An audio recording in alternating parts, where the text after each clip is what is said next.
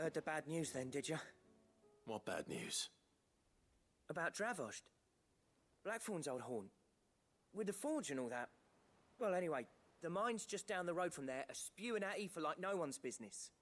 And the village? Safe from the flood for now, but they've got other problems. Akashic. Every creature in the area is either turned, or on the way to turning, apparently. Zoltan and the others are living on borrowed time. They need help, and quick. Doris sent a few curse breakers to keep an eye on things, but there's only so much a couple of scouts can do. Except get eaten. If something ain't done soon, the whole place will be overrun. I won't let that happen. Didn't think you would. Does Blackthorn know? I thought it might be better if he didn't. He'd only do something stupid. You reckon we should tell him? No. It's better this way. Yeah, well, I can't stand about knowing what's happening out there, so I'm off. I'll see you in Dravost.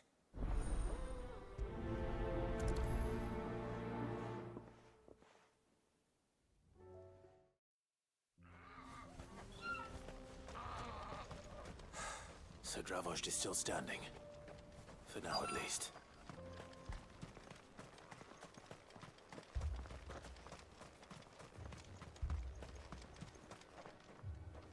Clive! You're here! And the Akashic? Mostly off to the north still. But I spoke to Doris' scouts and it turns out things are worse than I thought. There's swarms of them out there. Told old Snotty to be ready to seal the north gate. That should buy us some time if we need it. Enough for the villagers to barricade themselves inside their homes at least. Well done. Welcome back, Sid. I'd never have guessed, you know. Not if August hadn't let slip. Who'd have thought that the savior of Dravost would turn out to be the realm's most infamous outlaw? Keen to help us out again? I am. Thought you could sneak off without me, did ya? Blackthorn. Oh, what are you doing here? One of the scouts couldn't keep his voice down. Unlike my best mate who didn't think I deserved to know. Zoltan, how long's it been? Long enough for us two to turn into a pair of old codgers, I see. That your idea of an apology? Prick. Don't listen to him. You only did what you thought was best. For the village and that. I did, yeah. But that ain't the whole of it. Vulcan, our master, didn't leave the chiefdom to the two of us. He left it to me. The best blacksmith in Dravost, barring himself, of course. Bloody stupid tradition, in my opinion. If someone's got talent, you should let them practice their craft, not ask them to settle petty feuds and barter for grain. Our master wasted half his life that way. I wasn't about to let that happen to me. So you wasted half of mine instead. You're what Dravost needed. Under me and my precious ideals, this place wouldn't have lasted a year. So I left to devote myself to the work and spare you lot the consequences. I may be a selfish prick, but I only did what I felt I had to. What you had to do was your duty! Even if it meant we all starved? Enough. This is no time for bickering. You can finish beating each other up once Dravost is safe. Fine. I've said my piece anyway. Yeah, so have I. Sorry, Clive. I shouldn't have stuck my nose in. We're short enough on time as it is. Still, give us a mo, would you? I need to get my head straight before any of them Akashic try to bite it off.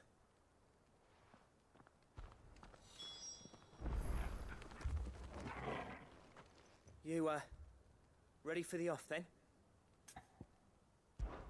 We can't afford to waste any more time. Right you are. Might be worth having one last word with the scouts, though. Don't want any nasty surprises, do we? Oh, and Blackthorn, you and Zoltan might be better off staying inside the... Akashic on the move. How close are they? Within sight of the walls. And there are more coming up from the mines. What was I saying about nasty surprises? They'll wash right over us if we stay out in the open. We're pulling back behind the gates. Good idea. Get yourselves inside, but keep your weapons handy. Understood.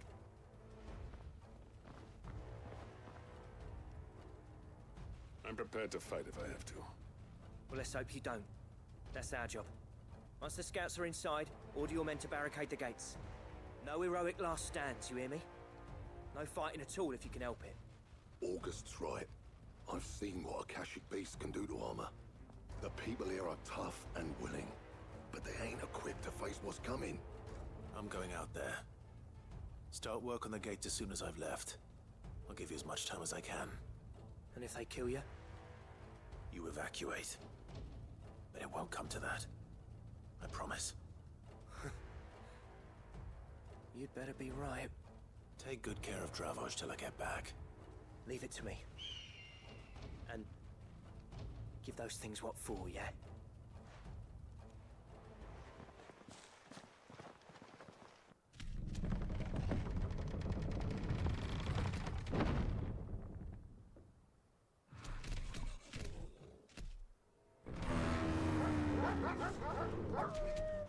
All right. Which one of you's first?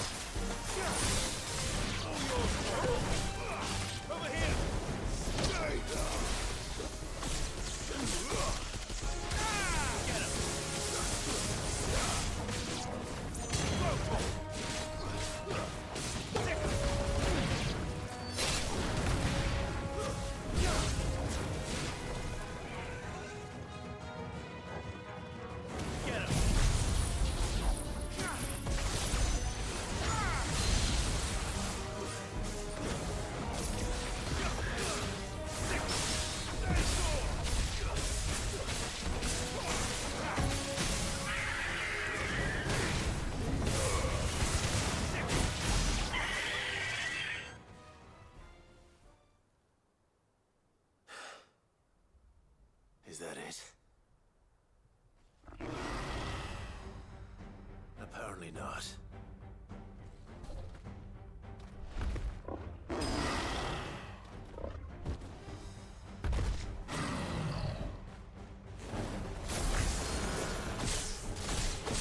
You're not getting past me.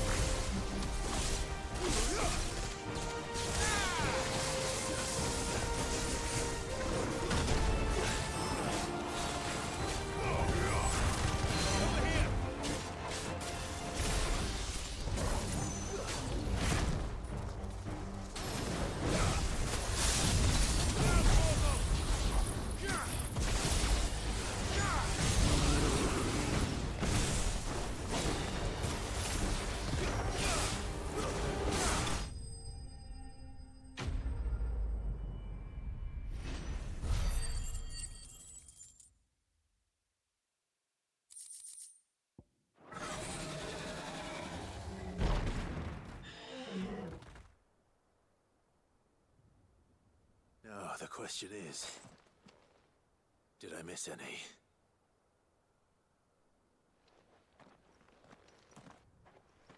Man alive! You stood in one piece! I slew as many as I could. As many as I could, he says. The old bleeding lot, more like it. Well, almost. Only almost. Yeah, one or two did try to sneak over the wall. But we got the bastards, don't you worry. Good. Though you do know, more will come in time. In time, yeah. But we can think about them later. Let's get you back inside.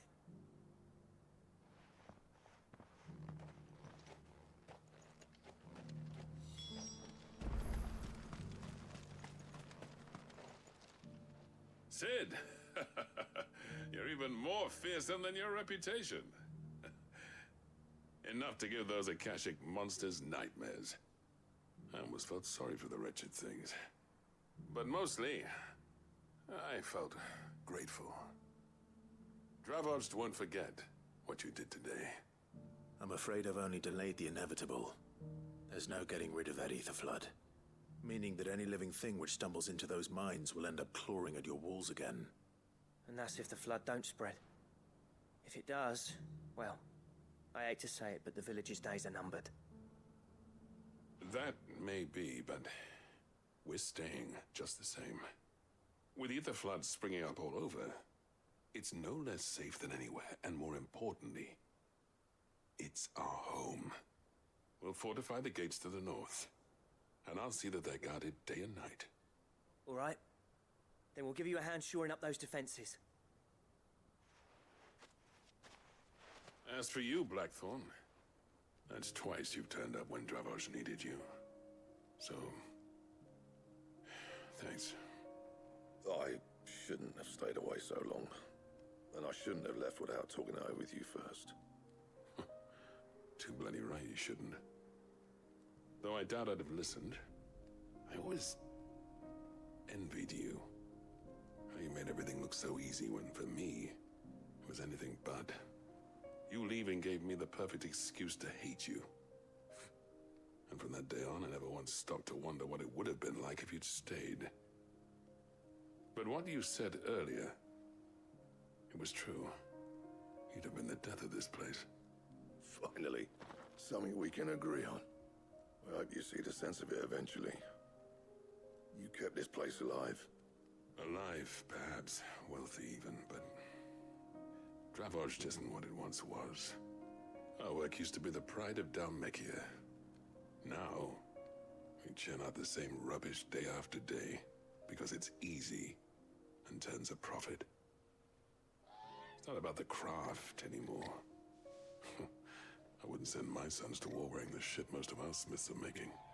I've kept working, honing my skills, trying to lead by example, but no one sees the point. The average castle apprentice has as much passion for the craft as our current lot. Come back to us, Blackthorn. Remind Dravoged what a true master blacksmith looks like. I'll even man those bellows of yours if it means we can work at the same forge again. That's a kind offer. Kinder than I deserve. And I wish I could accept, but I'm needed elsewhere. There's people who trust their lives to my steel, and I daren't let them down. Fair enough. But that doesn't mean I couldn't visit from time to time. Let's see if we can't rekindle this town's passion for the craft, shall we? I'd like that.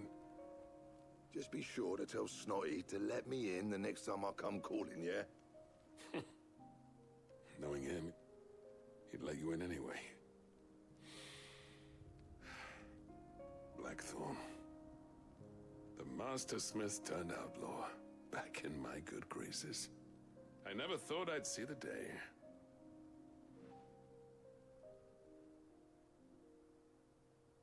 I'd say that went pretty well, wouldn't you? Even better than I'd hoped. Sid, I've got something for you.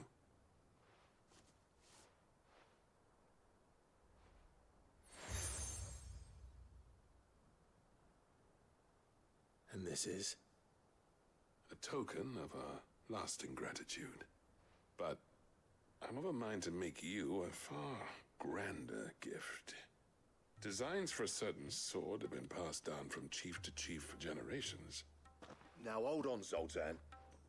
There's a reason no one's made that blade in centuries. There's not been a craftsman equal to the task. I'll admit your cinders make impressive steel, and I've learned to own an edge Odin will be proud of. But the engravings on that thing are enough to make a jeweler cry. And they're not just for show, either. Have you forgotten what brought you back to Dravozd in the first place? A certain ring? I knew I'd never surpass you with the hammer and tongs. So I turned my hand to a different kind of metalwork. Between the two of us, I'd say we're the equal of any master craftsman ever to have graced a forge.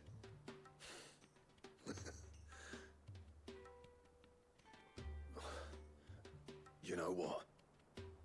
I think you might be right. Clive, you wouldn't mind if Zoltan came back to the Hideaway, would you? He's more than welcome. As long as he can keep our secret. Right. Zoltan, get your tools. We've got a legend to forge.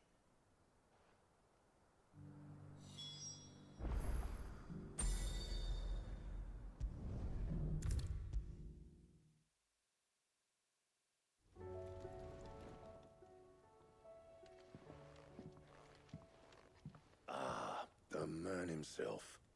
We were just about to make a start on that sword I promised you. It's funny, but none of this would have been possible without your help. You remember Camille? We'll be using his leatherwork for the grip. The steel, meanwhile, will be tempered in a fire, burning the cinders you charmed out of old Zoltan here. And that whetstone from the Outer Isles? That'll be what gives the blade its edge. And the final flourish will be my talented colleagues' engraving. A team effort led by the greatest blacksmith alive. Now, save that talk till the thing's finished, yeah? Right. I'm ready if you are. To the bellows it is then.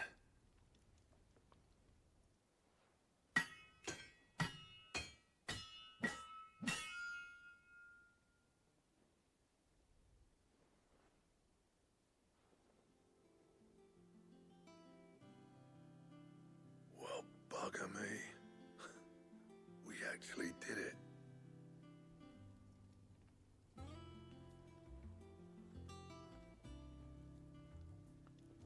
The sword to end all swords. Ragnarok. It's quite something. I, trust you'll take good care of it. Thank you. Both of you. So, does this make you pair the greatest craftsmen alive, then? This? Nah. This was just following the footsteps of the greats of old. It'll take more than that to earn us our place in history. But we're up for the challenge. Here. A list of materials. Zoltan and I got talking on the long road back from Dravozd. We reckon with those items there, we could craft something even better than the Ragnarok. Something worthy of a legendary outlaw like yourself. That's a weapon I'd like to see.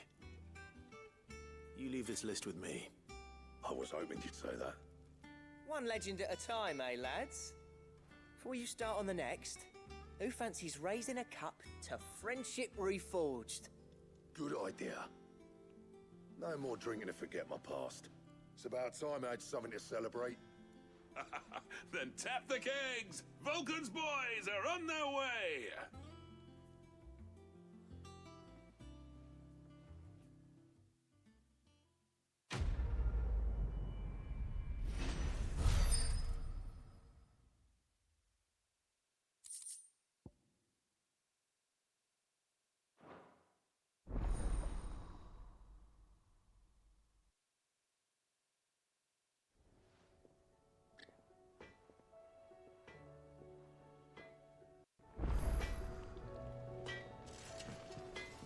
What do I owe the honor? I never thought me and Zoltan would ever speak again, let alone work together. And if it hadn't been for you, we wouldn't. You've been a good friend of me, Clive. The best. What do you want?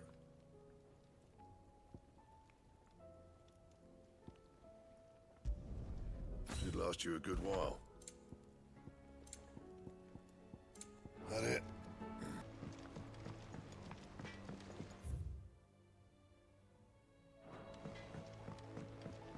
Have you tried Molly's lemon tarts? I've never had anything so delicious.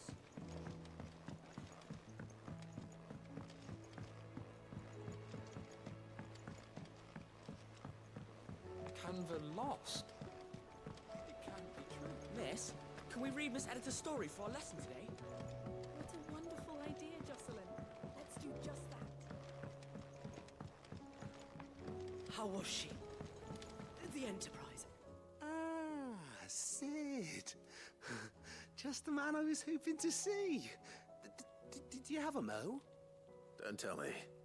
You need more bomb ash. Oh no, we still got plenty of that left. I'm working on bringing another one of the Chief's designs to life. This time, it's a new smelter. It's got a reverberatory hood over the top for additional thermo amplification and a system of reciprocal recirculatory regenerators that let's just say it gets very blimmin' hot. A heck of a lot hotter than anything Blackthorn's got in his forge, that's for certain. Only mithril engines get hotter, and you can't chuck ore in one of them and get metal out the other end. Trouble is, we won't be able to make out of any old rubbish neither. We need the good stuff. And I hear you once helped Helena get her hands on exactly that. Any chance you could help me too? If it's for the good of the hideaway, I'd be happy to. Oh, it is. I promise you. So, what exactly is this good stuff you need me to find? We've got a couple of examples here. Spherical echoes, we call them. More fallen materials. So this smelter is similar to the mithril engine in more ways than one. That's right.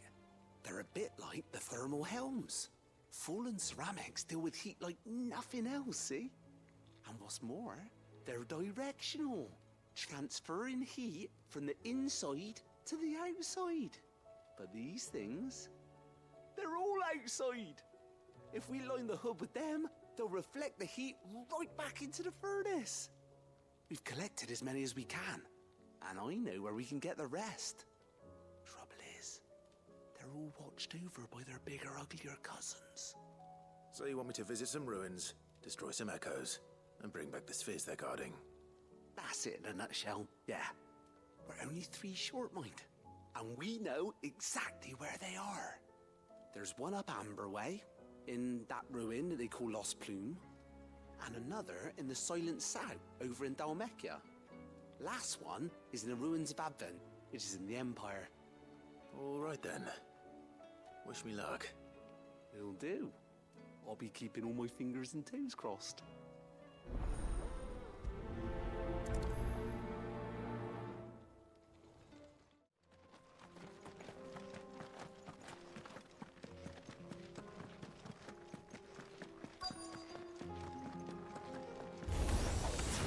I need to deal with these ones first.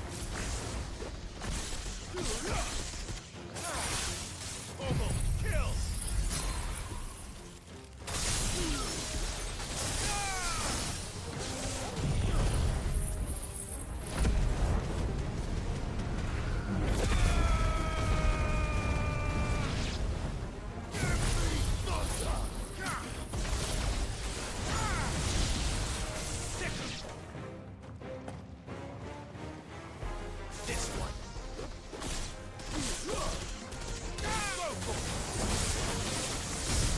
Now to find this spherical echo.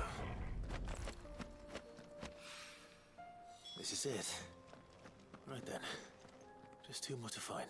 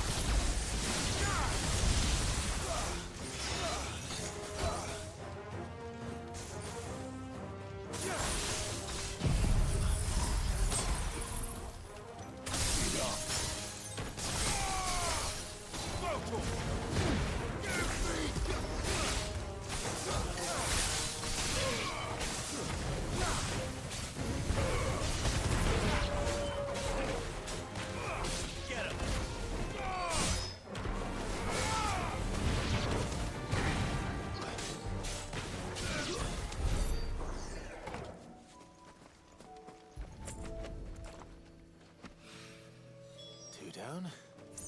One to go.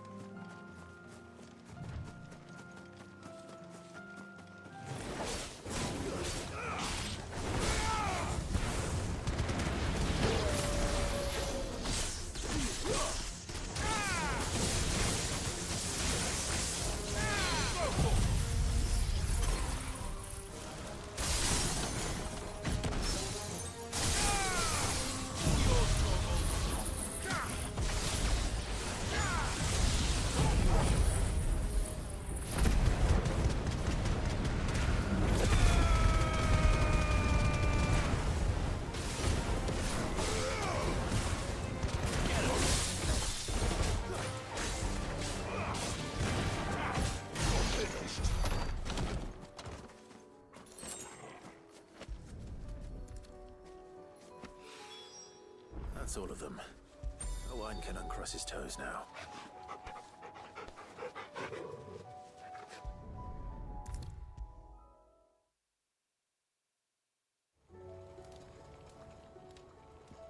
Ah, Sid. Wasn't expecting you back so soon. So, is it good news or bad? Good, thankfully. Here. That's brilliant! Thanks a blimmin' million! I'll fit 'em to the smelter right away!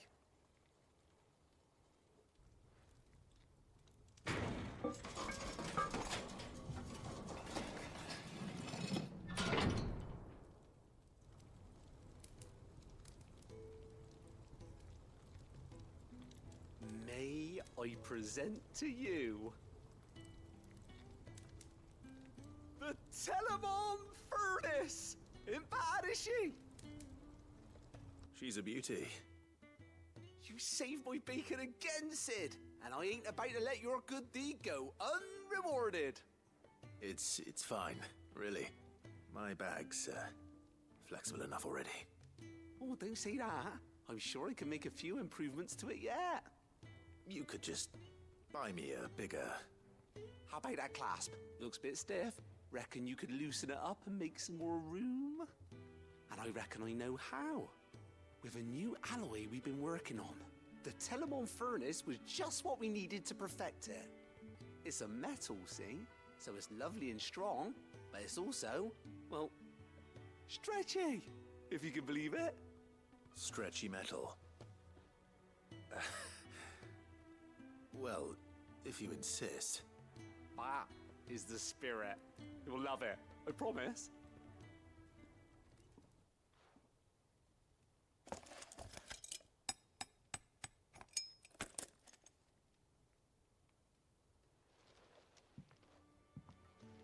So, what do you reckon? It's actually quite ingenious. Thank you, Owain. Shh, don't mention it. You earned it. And I wanted to get some practice in using that metal anyway. Reckon we'll have all kinds of uses for it around the hideaway. Can't think of any right now, but that's our job, innit? Dreaming up new ways to make life easier around here. Maybe even out there, too. One day, the whole world's gonna know about the inventions you've helped us put together. That bag of yours will be the first of many. You mark my words. They'll hardly believe their eyes, I'm sure.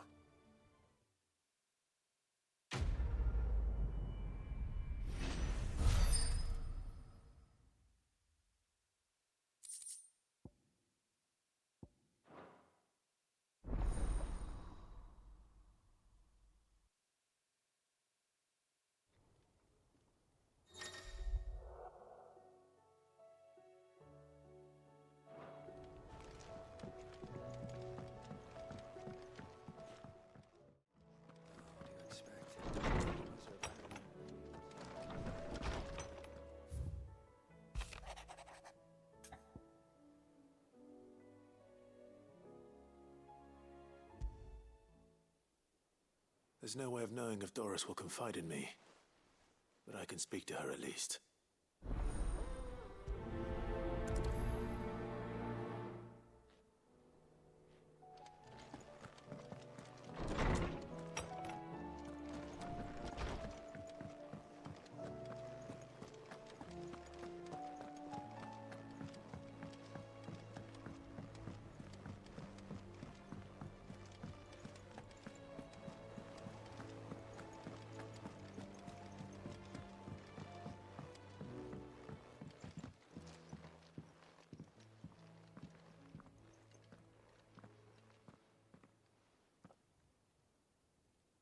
Where are you? Can I help you, Sid? I'm looking for Doris.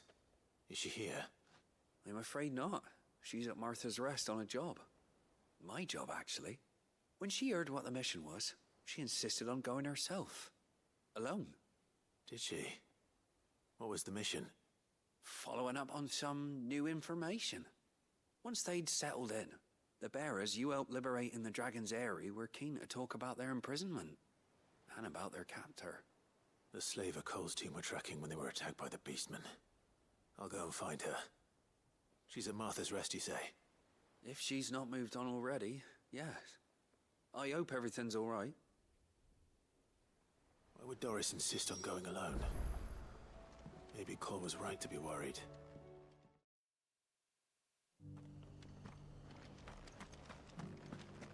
Doris should be somewhere nearby.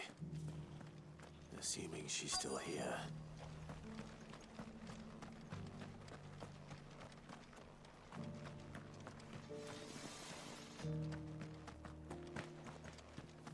It doesn't still hurt, does it?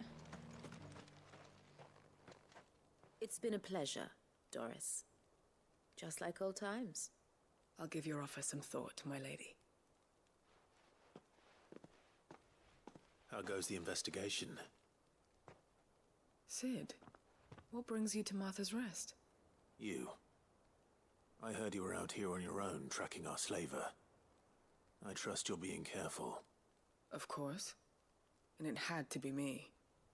The bearers from the Dragon's Eyrie confirmed a long-held suspicion of mine that the slaver we've been tracking is an old acquaintance. She's no fool. If we'd come in force, she would have spotted us straight away, and then vanished without a trace. That was her just now, wasn't it? So, Was it a fruitful reunion? I'd say so. She tried to recruit me. Seems her time in Rosaria is coming to an end. She's abducted bearers from across the region and is looking to smuggle them back into Sambrek. After her brush with those beastmen on the road to Northreach, she hired herself an Imperial escort, which she wants me to join. She's dangerous, Sid, but I think I can stop her. Then I'm going with you. I'll take care of the escort. You can see the bearers to safety. Where are they? The Baum Archers, soon to break camp. You go on ahead. I'll follow once I've sent word back to the hideaway.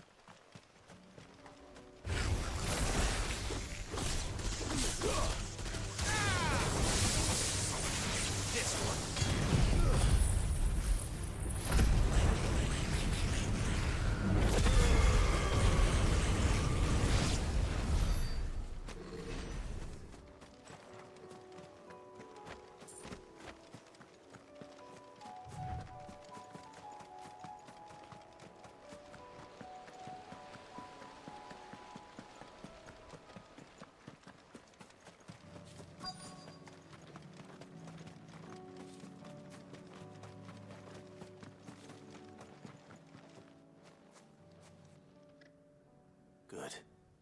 They haven't broken camp yet. How did Doris come to know a slaver, I wonder?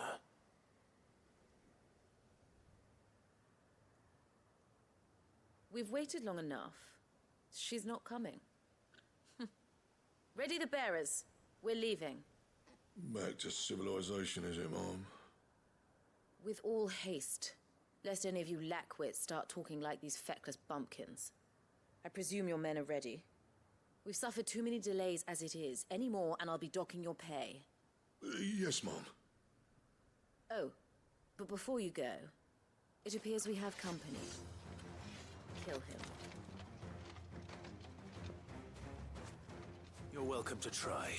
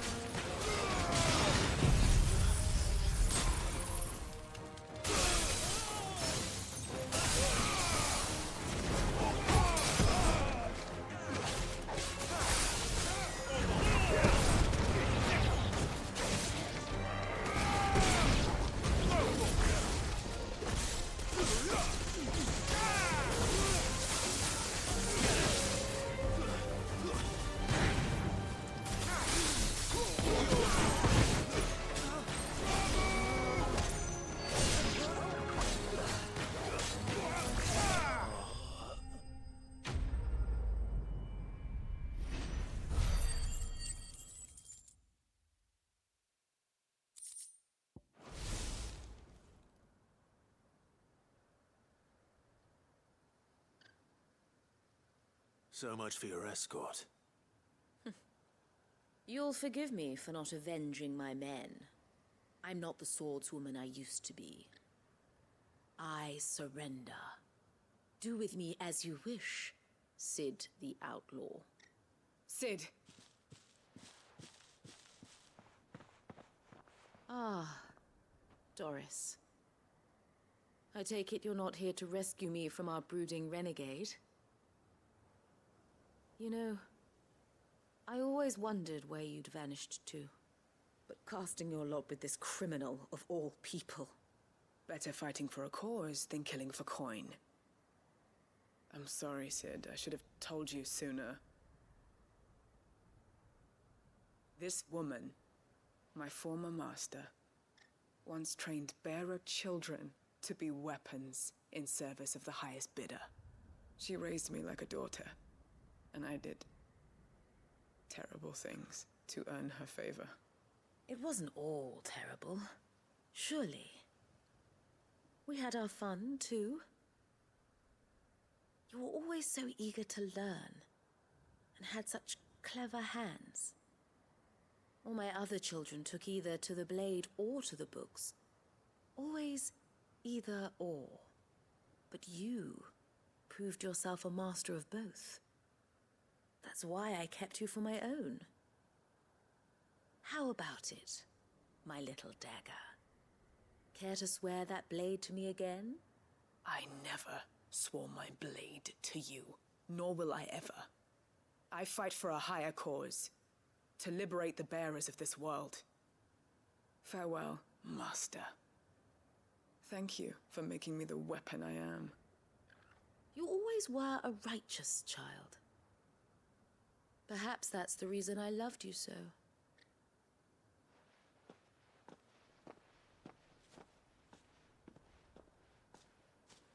What do you want to do with her? I am not the killer she wanted me to be. Not anymore. And she no longer has friends in high places. The Dame does, though. Her connections at the Imperial Court will see that justice is done. All right. If you're certain. I am. And thank you for everything. Now, I better let these bearers know that they're safe.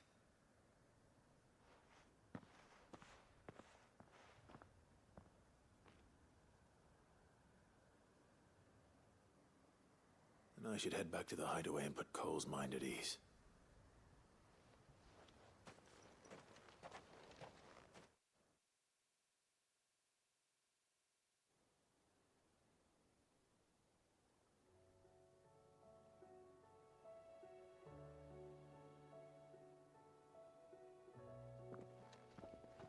Welcome back, Sid.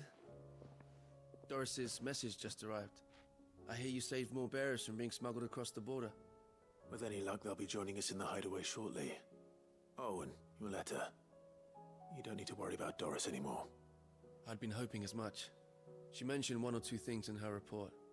So the slaver we'd been chasing all these months was her former master. Wish I'd known. She's been arrested, by the way, over in Sandbreak. Went quietly, or so we're told. And she won't be getting off lightly. The Empire may have no love for bearers, but it's none too fond of black market traders either. Can't have been easy for Doris. I'm sure it wasn't. But don't worry. She'll be all right. I hope so. Suppose you should know, eh? You had quite the past yourself before you came here, or so I understand. Anyway, thanks again, Sid. The Cursebreakers would be lost without Doris. And you, of course. Keep up the good work, Cole.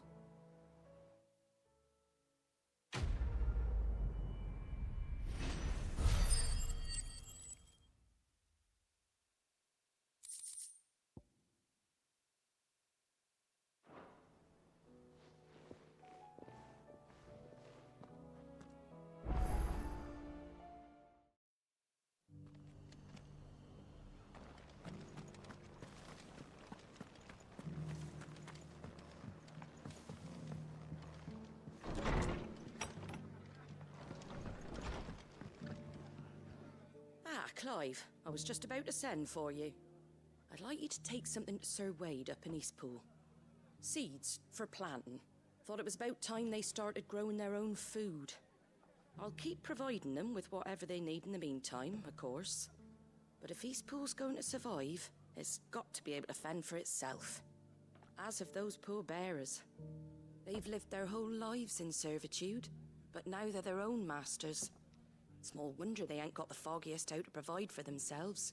So it's up to us to teach them. And if you're wondering why you, well, the Wagoneers taking supplies up that way have been coming back with more and more reports of Akashic around the village of late. Sir Wade's putting a brave face on it, but I think even he's starting to worry. And if he's likely to share those concerns with anyone, it's you. All right. Thanks. Wouldn't ask if I didn't have to. There. That should be enough to keep them in Gazal Greens for a few years at least. Gizal Greens. Not the most mouth-watering crop, I'll admit. But they're hardy, they grow fast, and they fill a hole. Better that than something that'll wither away at first frost. And chocobos love 'em too, which is no small thing. When I say all of us need to pull together to get Eastpool back on its feet, I mean all of us. They ain't exactly succulent, but cook 'em right, and they're just about bearable. I'll take your word for it. Anyway, Sir Wade'll know what to do with them. And if he don't, well, I'll go up there and show him myself. I'm sure you will.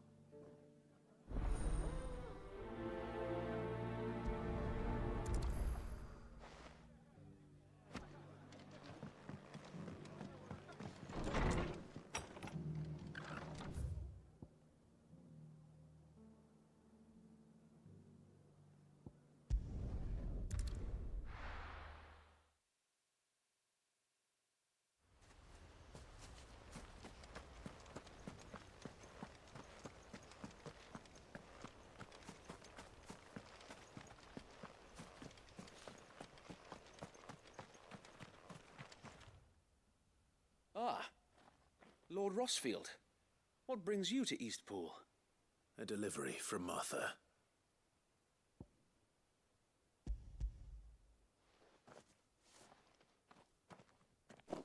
These are Gazal green seeds.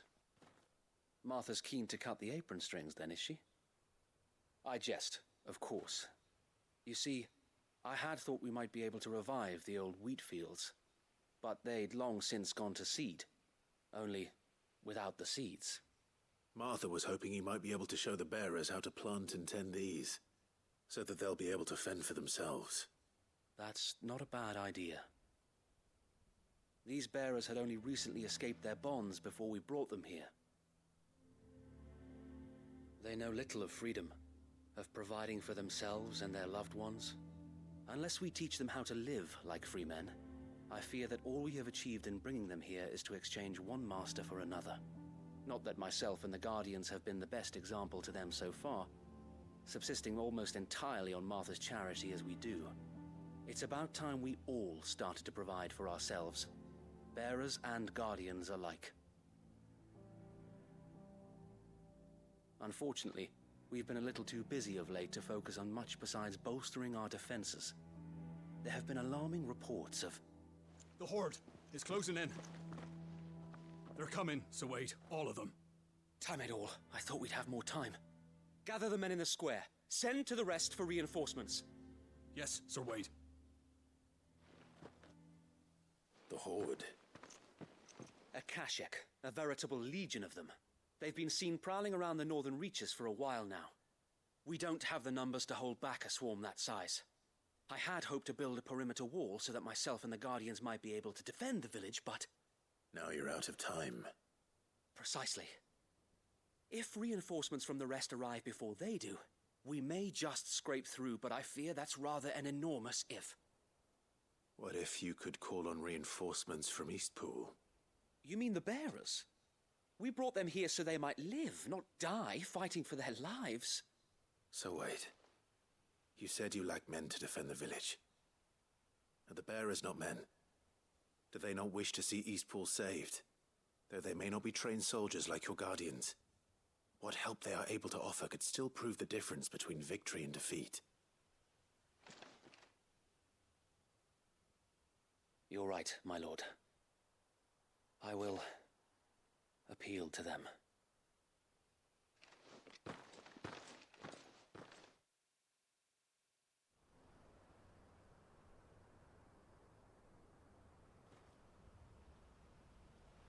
My friends, I humbly beg your aid.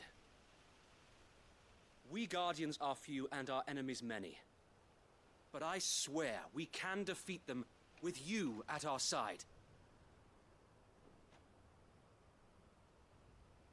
You would send us to the slaughter, to serve as bait for those fiends so that you and your men might be spared. And to think we trusted you.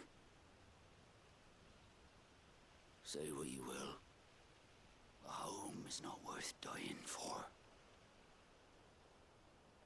But it is worth fighting for. Sir Wade fights to give you lot a chance. Just like I do. Just like Sid does. We all wanted to give you a home where you could be free. And you got one, didn't you? This place, Eastpool. This is your village. Your home.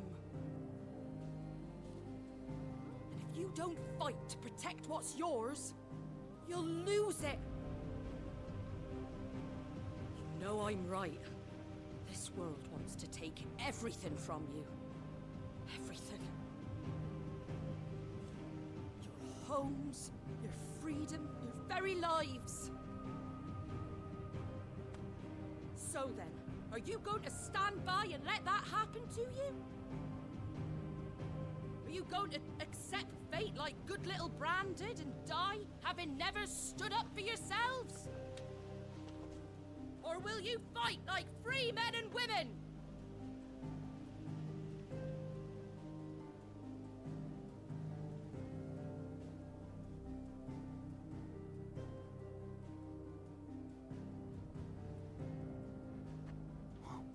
What are you doing? All right.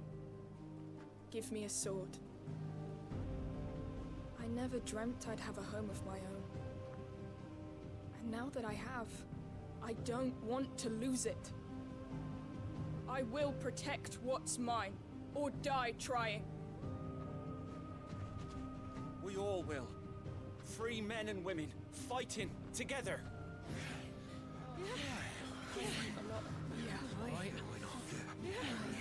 For Eastpool! For Eastpool!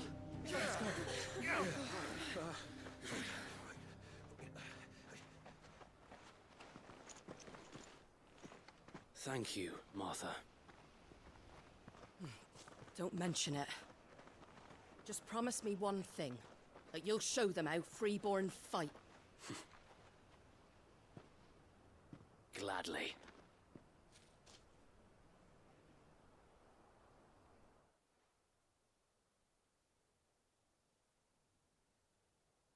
Well, if it was numbers you were lacking, you certainly won't be now. Thanks to you. Me? Oh, I just love the sound of my own voice. Lord Rossfield, my lady, we're ready. So what's the plan of action? We'll divide our forces into several small detachments, each made up of guardians, bearers, and guards from the rest. These will position themselves at strategic points around the village. Upon engaging with the Akashic, each detachment will keep the creatures occupied as best they can, steadily retreating all the while. You're going to lure them into the village? I am. We will have neither the time nor the resources to treat the wounded, so injuries must be avoided at all costs. Instead, we will focus purely on defense at first. By coordinating our withdrawal through the use of messengers drawn from among the bearers, we will aim to have the swarm converge at a point of our choosing. With luck, that point will be the village square. The perfect place for our most able warriors to surround them and fall upon them. And for you and I to finish them off. A sound plan, but one that'll require a leader with a cool head and strong nerves to coordinate the retreat. I'd say you have both in abundance, Sir Wade, but you'll be needed. Please, leave the last of the fighting to me. Ha! And let you have all the glory. Sir Wade! They're here! Then you know what you must do. We work together, everyone playing their part, each shielding the other that no man might fall, that Eastpool might live on. For Rosaria! For Rosaria! We've no time to argue, my lord. I'll do as you ask. And I will do as you ask. Suppose we'd better do our bit too then, eh? Right you are, Martha.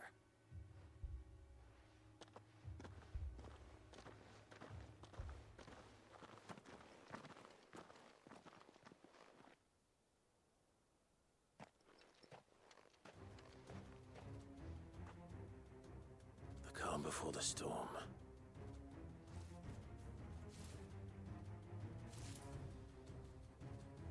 And here it comes. I will not let this village fall.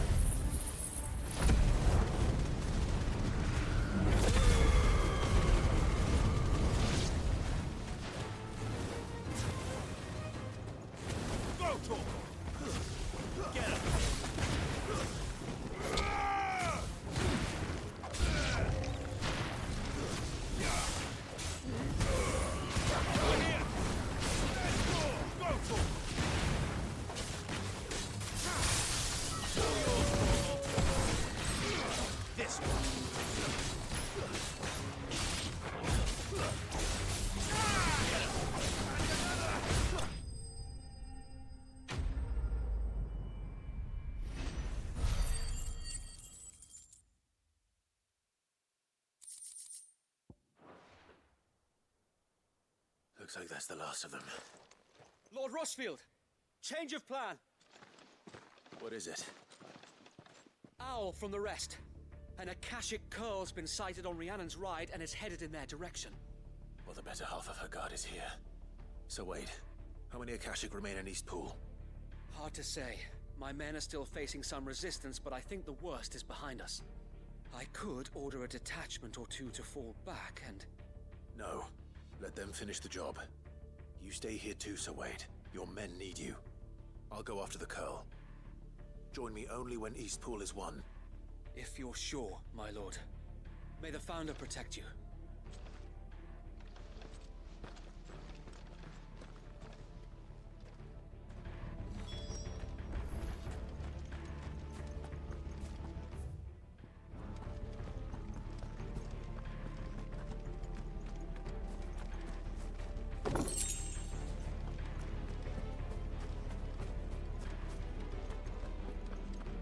Next one's mine.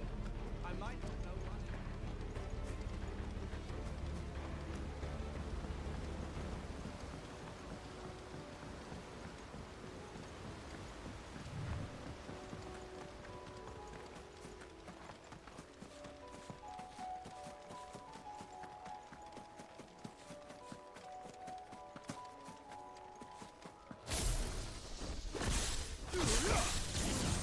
Over here!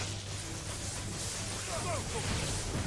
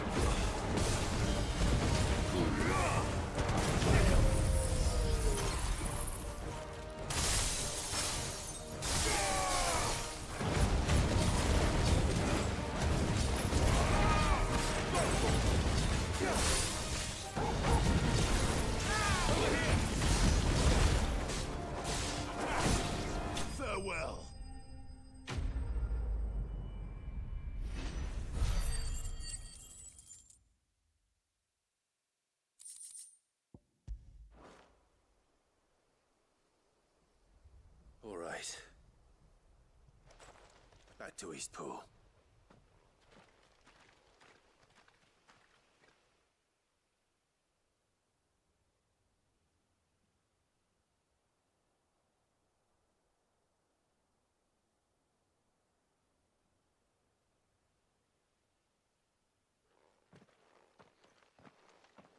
Lord Rossfield, the Curl, is it?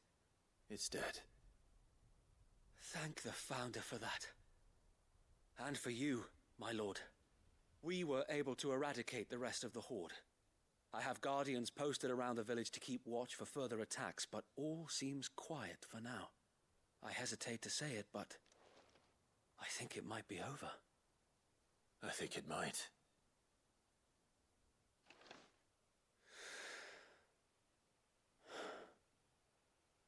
We did it. We saved Eastpool. Thank you, my friends. Thank you. No, Sir Wade. It's us who should be thanking you. You brought us together. Showed us what it means to fight for what you hold dear. We never had nothing to call our own before. We didn't know what it meant to protect it, but now we do. We really do. Forgive us, Sir Wade.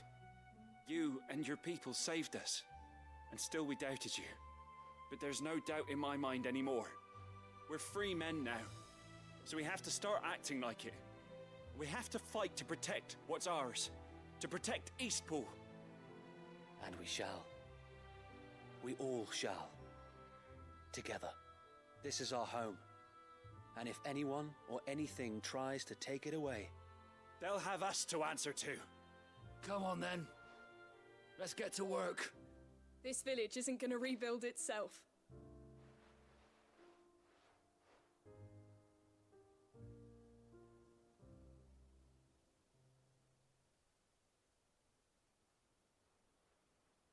They're not slaves anymore. No. They're Rosarians.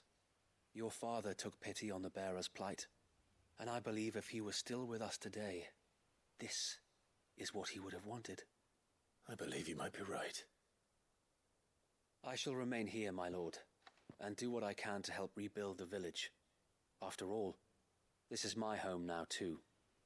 And I could hardly call myself an Eastpoolian if I didn't pull my weight. I think you'll find it's Eastpudlian, Sir Wade. But you should be proud all the same. I'll have to pull my weight too. Can't have the rest getting outclassed. Speaking of which, I ought to be getting back. Can we continue to count on your support, Martha? Of course, and I'll be counting on yours too. Us Rosarians have got to stick together, haven't we? Indeed we have. And Clive, come by the Golden Stables when you get the chance. I ain't paid you for delivering them seeds yet. All right. I will.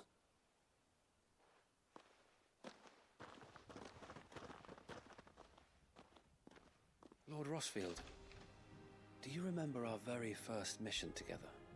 Clearing the goblins from the Stillwind marshes? How could I forget?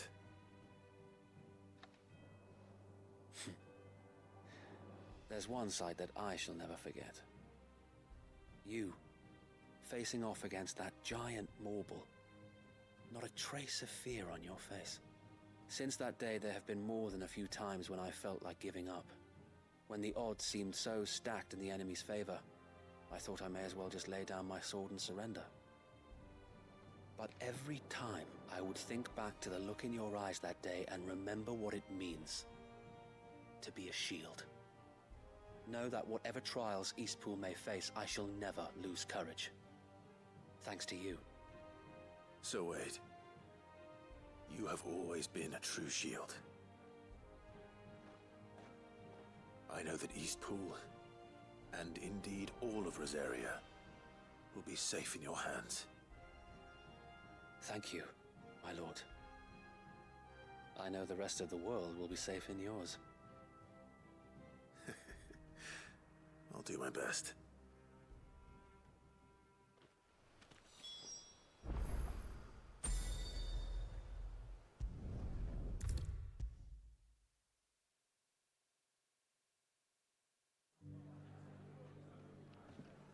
The hero returns.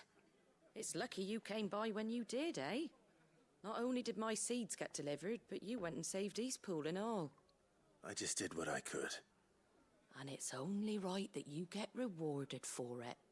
Take it before I change my mind. Thank you, Martha. So, Eastpool's finally back on its feet again. And a home to free bearers. Who'd have thought we'd see the day, eh? Well, it was your idea. I know that, but I never stopped to think what it would mean. Bearers in charge of themselves, thinking for themselves, working for themselves. Like your hideaway, but not even hidden away. Though I suppose the rest ain't much different nowadays. You know, bearers living free like that reminds me of when I first met Sid. Loath as I am to recall that particular day. I take it you didn't always see eye to eye. What happened? Well, if you really want to know, I started doing what I do long before I met Sid. In fact, that's how I met him. Or at least how he came to meet me. He showed up at the stables one day, asking questions about who'd been buying up bearers. Founder knows what he thought I was doing with them. Running a hunt, poking around in their innards. Something awful anyway. Me, I thought he was a new constable. Thought the game was up. But somehow we both managed to work out what each other was about. And before I knew it, the cheeky arse was rattling on at me about how I was doing it all wrong. After all my hard work. Told me I was giving them relief, but not freedom. That my bearers were still dying as slaves. Got right under my skin, it did. Told him if he didn't like it, he could bugger off and report me to the garrison. And do you know what he did? He smiled. And then he laughed. And then I did the same. We made a pact that day, that whenever one of us was in need, the other would always be there for him. And you were? Well, we both wanted the same thing. To make life better for bearers. Just like your dad. Do you know I was born right around the time Elwyn became Archduke? Growing up, I saw how he tried to change things. He certainly didn't lack for ambition, that one. Indeed. But the loftier one's ambitions, the harder they are to achieve. Which is why those of us who follow in their footsteps need to finish what people like Sid and my father started. Suppose you're right, aye. And if we don't manage it, there's always them who come after us. Good thing we've got a few half-decent sorts waiting in the wings, eh? It's almost enough to give you a little bit of hope. Just a little. Anyway, enough nattering. Better get back to work. Let's see about making everyone some dinner, shall we? The least the folks who saved Eastpool deserve is a hot meal. And you and me ain't gonna save the world on an empty stomach neither. That sounds like a wonderful idea.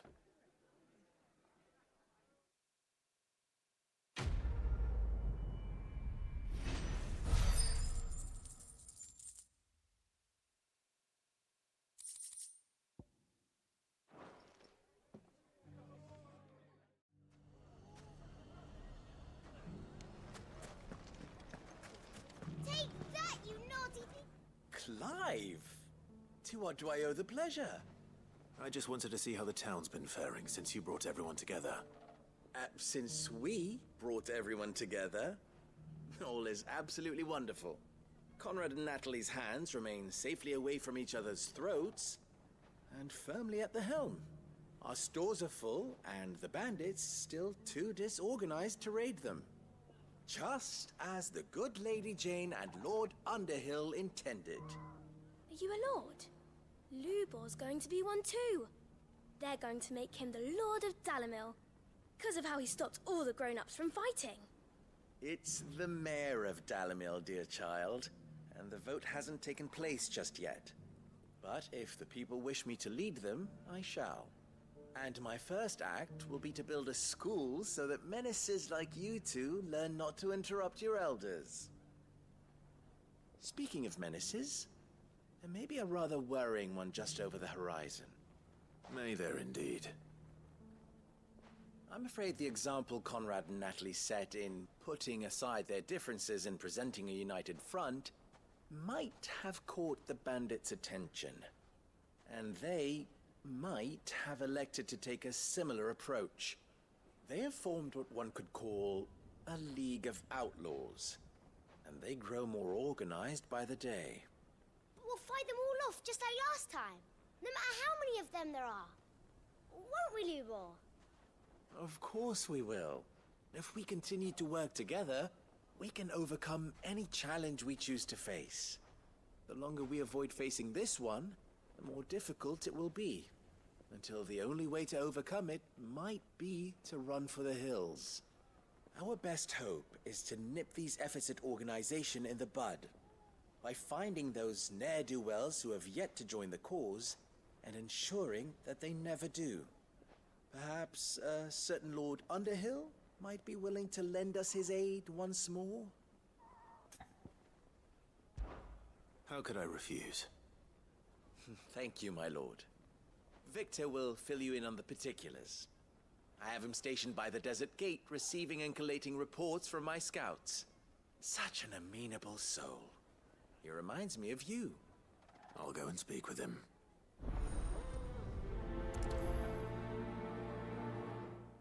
What's the difference between a lord and a mayor?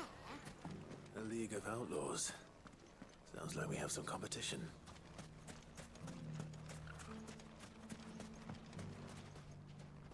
Still in Dalamil, Victor? Ah, Sid. I thought you'd have returned to Cosnis by now. I did. Then I came back. I've developed something of a fondness for the place. And having worked so hard to see it saved from one fate, it would seem remiss to abandon it to another. A sentiment Master Lubor certainly isn't shy about exploiting. Hence my doing his bidding yet again. You're not the only one. What does he want you to do? He asked for my aid in putting down the bandits. And he said that you might be able to help me find them. Then you've come at just the right time. I was on my way to speak with Conrad about how to organize our forces. There are more camps in the vicinity than we can safely strike at once.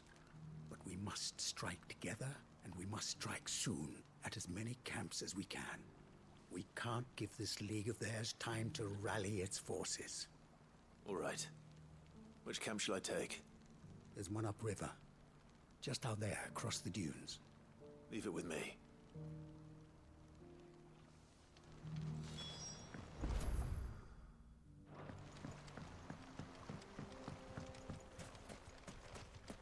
Those ne'er-do-wells want to band together.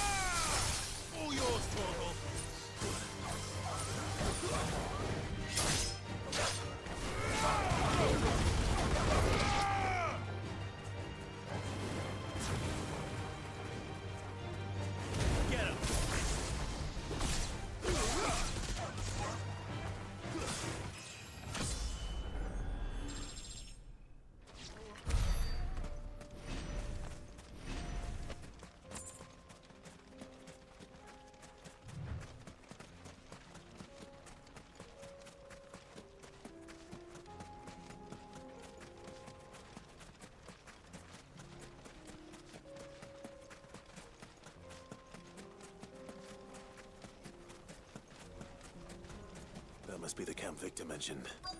Come on then, Toggle.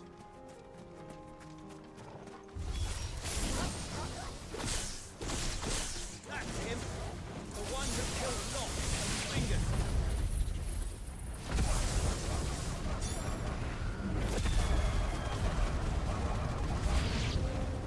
Take his head off!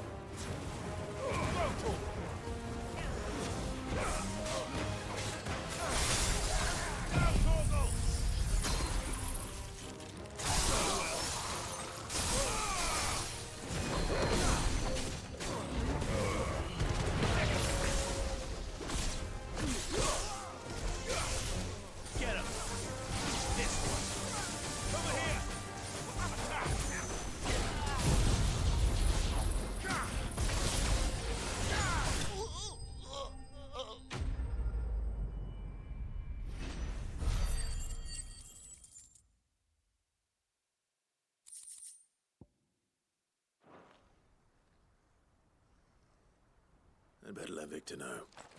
Sid, where are you? Ah, I see the bandits didn't pose you any trouble. No, but that's not why you're here, is it? No. Something's happened. We need you back in Dalimil. What is it? The whole town's in uproar. They're saying that Lubor is a bearer. What? Seems that one of our parties wasn't as thorough as they should have been. They let one of the bandits escape, and his escape route took him right through Dalimil. Some of the children spotted him, and he was about to silence them. And when Lubor felled him with a bolt of magic, and without a crystal. But that's not possible. It is, if he's a bearer and has been hiding it all these years, which is what people are saying. If he has, well, I wouldn't blame him. No man is branded by choice. Still, all those people see is a man who's lied to them all his life. One who has made a leader of himself when the world believed he should have been a slave. Fuck. I don't know where we go from here, but I know one thing. Lubor needs all the friends he can get right now. You're right.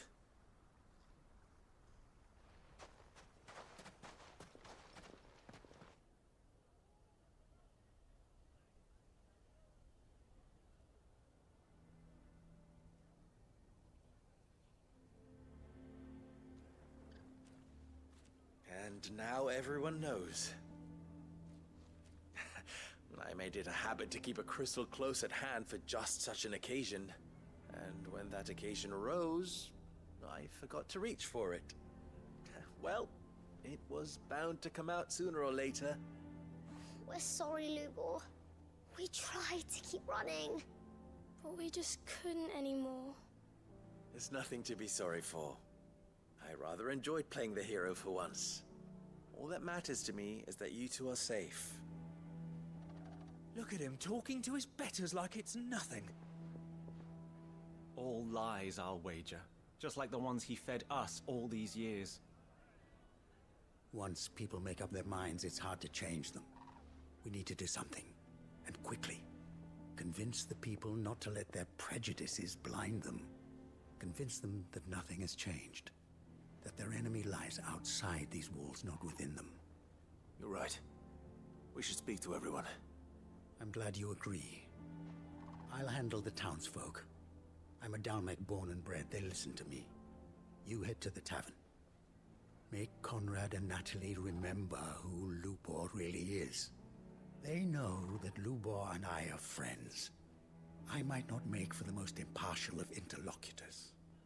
Lord Underhill of Randalar's League of Merchants, however, is a trusted and impartial mediator of note. I'll do what I can.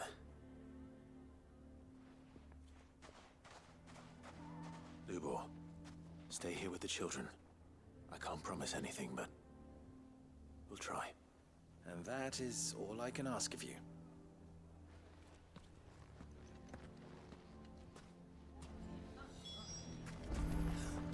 Why are you taking the bearers? Why do they always have to make such a mess? I knew all along that he... Forgive me for disturbing you, but could I have a moment of your time? I've seen your face before. As have I, Lord Underhill, wasn't it? Of the League of Merchants. That's right. I wanted to speak to you about Lubor. The rumors that he's a bearer. All true, I'm afraid. He'll never be mayor now. Not if I have anything to do with it. But what of his wares? Bearer or no, his steel is highly valued throughout the Republic. In this at least, he's done the town a service. Might that not earn him a little leniency? Leniency?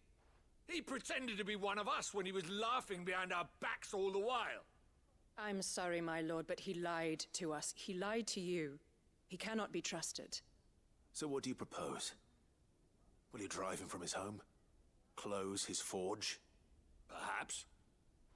That is a question for the people of Dalimil, and they will thank you not to get involved.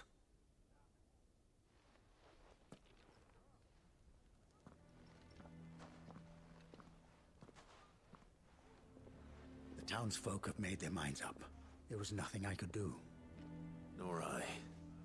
Conrad and Natalie refused to consider anything but their own wounded pride. You never know. Once their anger is cooled, they might see things differently. For now, we should report back to Lubor. All right.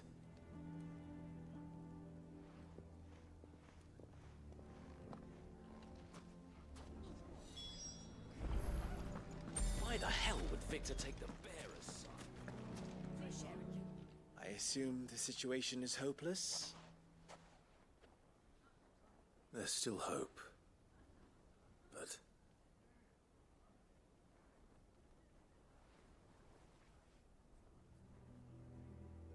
But perhaps not in this lifetime, I think it's fair to say. You mustn't think like that, Lubor. Give them time. They'll come around. We'll talk some sense into them in the end, you'll see. No, you won't. And your efforts would be better spent elsewhere.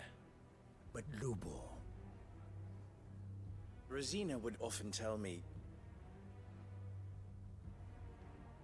that steel does not lie, that a blade is a reflection of the smith who forged it. To yourself be true, that was her point. Rather an ironic one when you consider that her life was taken with a blade of her own making.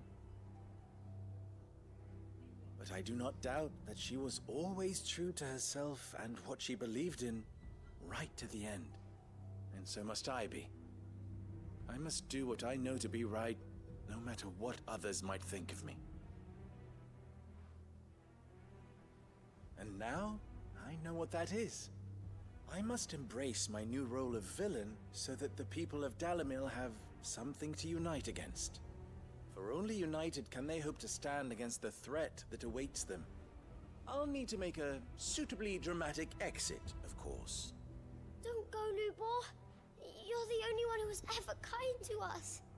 We'll be all alone. Again. Trust me, little ones. It is for the best that I go. Not only for the town, but for you, too. How could it possibly be for the best? These children need you.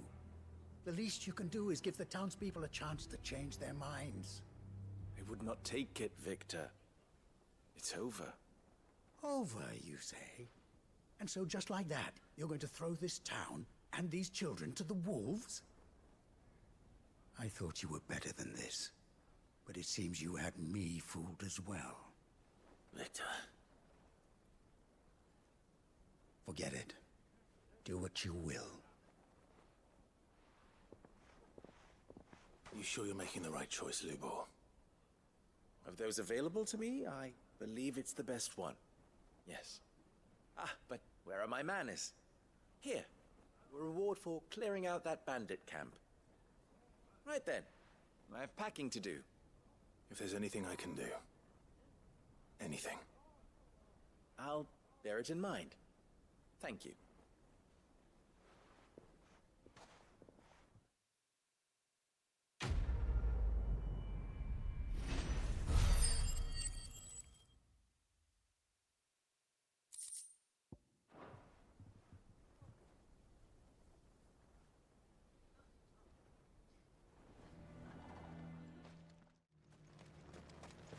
I got peppers to numb your tongue up. But there were ghosts at the gates not days ago.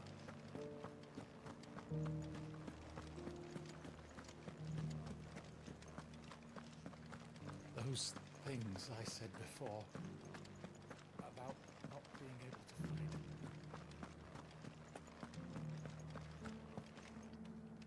Oh, Clive. What am I to do? My wards and I may soon be without a home. What's happened? The High Cardinal has descended from his lofty throne and taken up residence here in Northreach. The High Cardinal? Leader of the Council of Elders, second only to his Radiance at the head of the Imperial government. Not that any of those things still exist. Now he goes by his noble title, the Duke of Oriflamme. And what does he want with Northreach? He wants to transform it into a military stronghold, a foundation upon which to build a new Sambrek. He's already secured the support of the various army remnants, with promises that they shall be afforded the respect they deserve in his empire. One built on the confiscated property of the people. He would rob the populace to pay for it. Believe me, I have used every means of persuasion to discourage him from this folly. But for whatever reason, he will not listen to me. What does Captain Philippe make of this? When the town was under attack, it was him the soldiers rallied around. Couldn't he use that influence again? How? By speaking out against one of the most powerful men in Sambrec. A man whose stated aim is to revive the empire Philippe's comrades swore to serve, and to improve the soldiers' lot within it. The captain can offer them a regular supply of gruel, and an occasional trip to the Vale to help them forget the terrors they face each day. The Duke offers them a vision of strength and safety. No. Any attempt to incite mutiny would cost Philippe the support of his men, if it did not cost him his life. But given the mood around town, mutiny may yet be unavoidable. The people have little appetite for further deprivation, least of all when it serves only to elevate others. And who could blame them? Clive, would you appeal to the Duke on my behalf? For your services to Northreach, you have the respect of the soldiers, and they will take you to His Eminence if you ask them. And unlike Philippe, no bonds of loyalty prevent you from speaking your mind to the man. Well, will you try? You could hardly fare any worse than I did. I'll see what I can do. Thank you, Clive. Tell me then, where will I find this Duke of Oriflamme? In the garrison? Overseeing the troops, yes. All right. Wish me luck.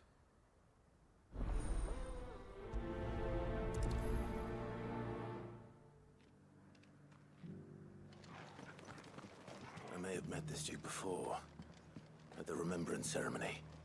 Let's hope I didn't make a strong impression.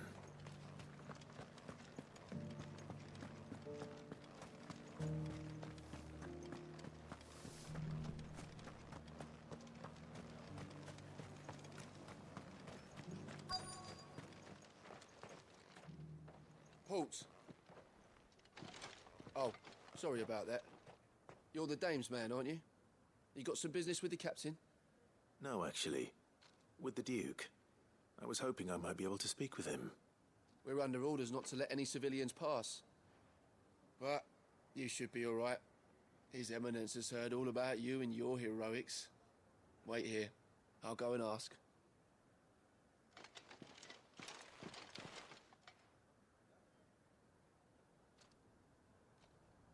So, you are the sellsword who lent his aid to the garrison. The Empire owes you a debt, and I shall see it repaid. But tell me, is it wealth that you seek, or favor? Neither, Your Eminence. I thought only to inquire about your plan to turn Northreach into a stronghold. Ah, I see. You are worried the expanded garrison will render your services redundant. Yet you needn't be. A proud fighting man like yourself shall always have a place here. Pride of place, in fact.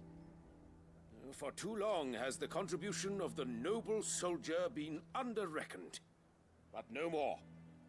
For it is they who shall see the Holy Empire rebuilt, beginning right here in Northreach.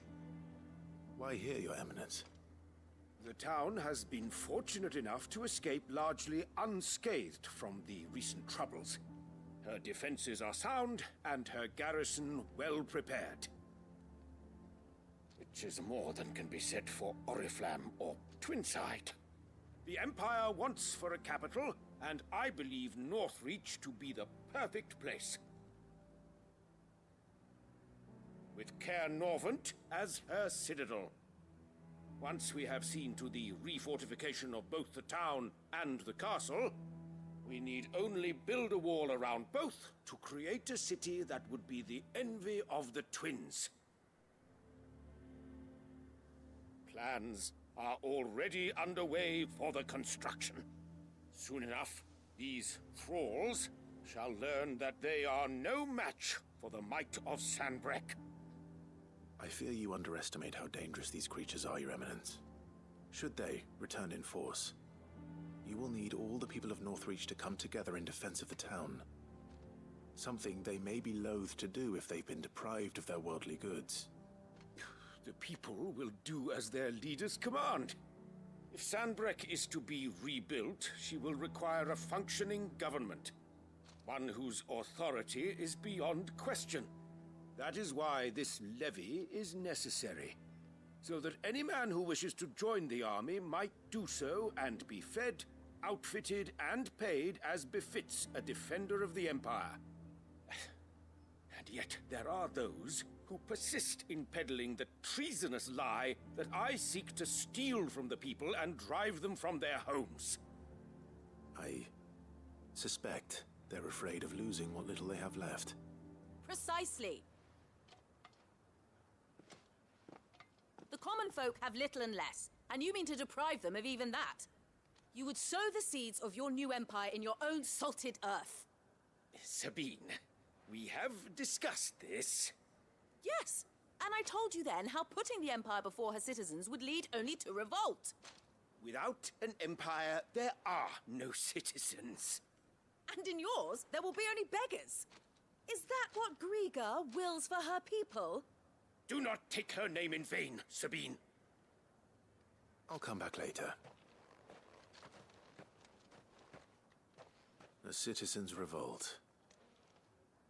I wonder what the people really think of the Duke's plan. It wouldn't hurt to ask them, I suppose.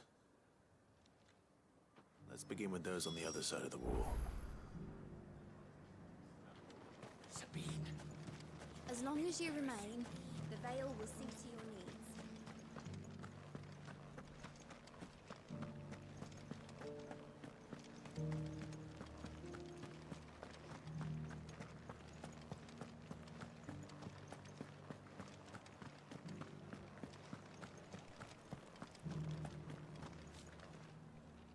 All right there.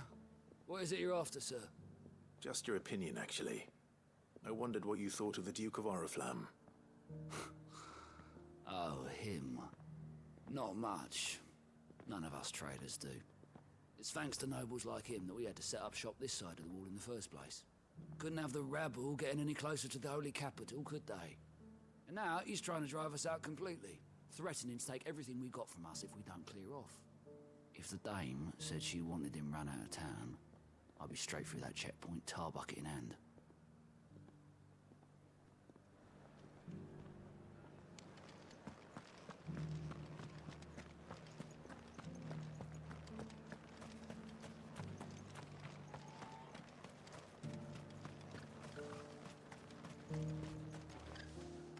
A question, if you don't mind. What do you think of the Duke of Oriflamme? Don't get me started. You build a life for yourself somewhere, only for some noble to turn up and tell you you've got to hand it all over to him.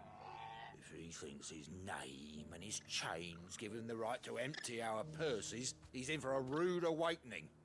We'll do whatever it takes to keep what's ours. Whatever it takes.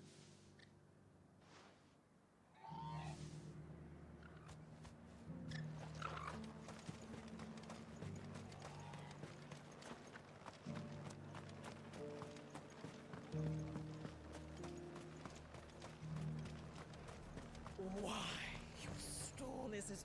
I've been hearing a lot of talk about a certain Duke. Nothing good, I'll wager. Going around acting like he owns the place.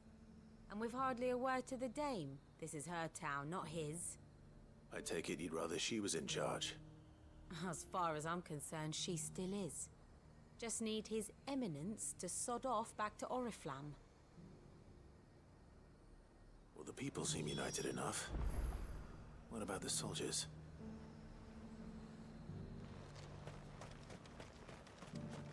I got peppers to numb your tongue.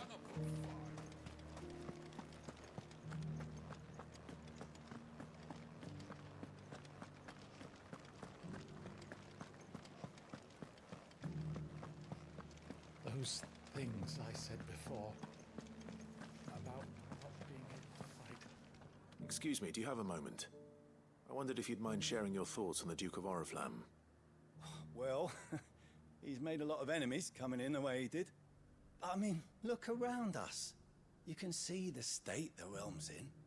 The traders might not like having the screws put on them, but if they volunteered a few more of their hard-earned gil before things got bad, maybe they wouldn't have to. I think the Duke's got a point when he says rebuilding the Empire's the best way of making sure we're all protected. And if that means people who don't know one end of a sword from another have to make way for those who do, well, that's just how it goes.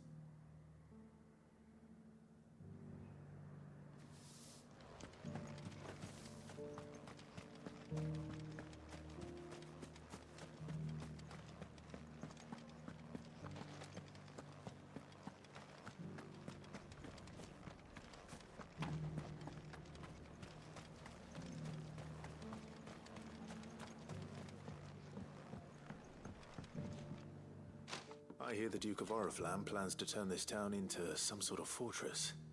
Do you think that's a good idea? It's not for me to say. All I know is that unless the Emperor orders me otherwise, His Eminence's word is law. Look, no one likes all these taxes and tariffs, but empires don't come for free. Once Sanbreque is back on her feet, we'll all reap the benefits.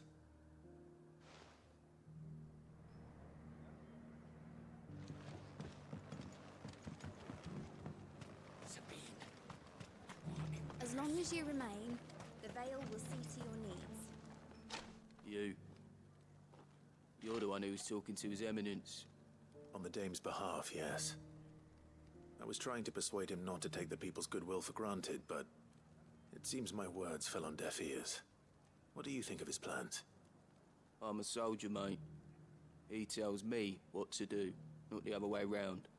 Listen, I've got nothing but respect for the Dame, but I've got a family to look after. That's where my loyalties lie, not with the town or the Empire, but with my wife and children. If the Duke can get us cement and the equipment we need to fight off those blue-skinned bastards, I don't care how he does it. Let's see what Philippe makes of all this.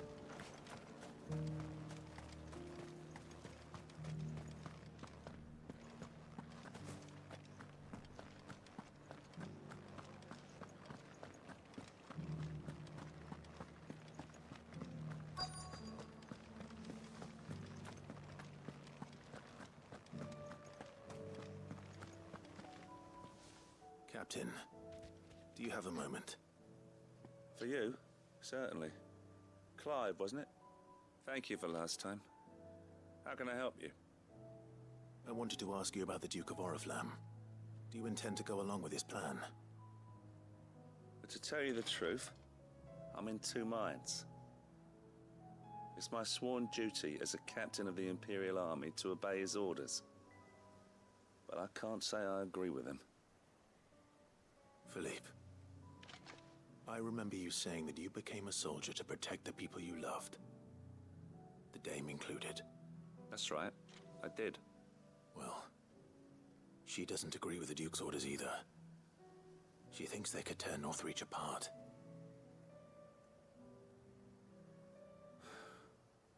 And she's probably right. Thank you, Clive. I know what I need to do now. Protecting the people I love is what matters. Doesn't matter how. Well, duty calls, so I better go. Thanks again.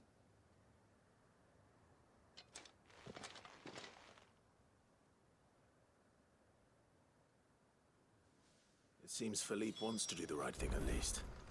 I expect Isabel will be pleased to hear that, if nothing else.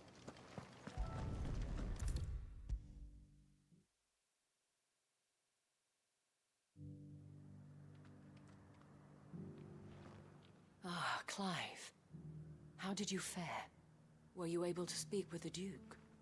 I was, but...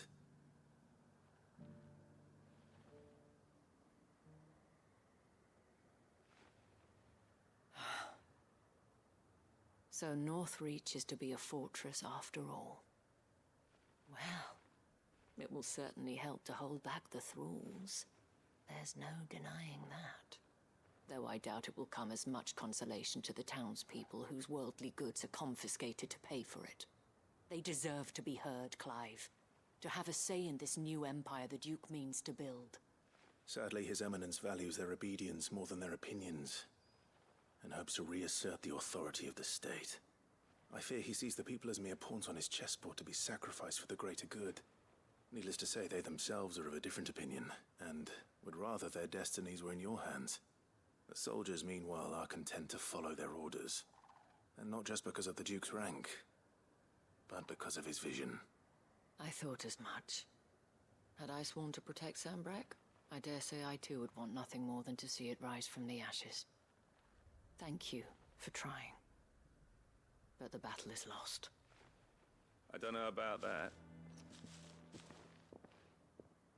What happened to your uniform? I handed it in, along with my resignation. Told the lads I wished them well, but that I owe it to those I love to call it a day. But why? Because I realize what really matters to me. Not following some nobleman's orders for the sake of it, but protecting what I care about. Protecting Northreach. I honestly don't know when those monsters will return, but I'm certain they're not finished with us yet. And when they do come back, we need to be ready for them. We need to stand together, all of us. And with you to lead us, milady, I reckon we can do it. It was you who finally convinced me, Clive. There's no point following orders if they go against everything you believe. Indeed. All of us, standing together. That has always been Northreach's best hope, and one which still lies within our grasp. We have only to turn our attentions to the true enemy. Thank you, Philippe, for showing me what I must do. Anything for you, milady. Speaking of standing together, would you mind if I borrowed a few of the lads from the Vale to help keep watch around the town? I fear His Eminence has loftier tasks in mind for the guard. Not at all. Be my guest. Wouldn't be the first time.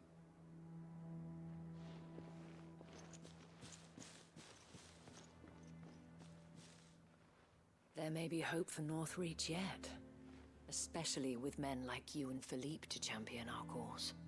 I, for my part, shall continue to work upon the Duke, in the stubborn belief that I might still tempt him into joining hands.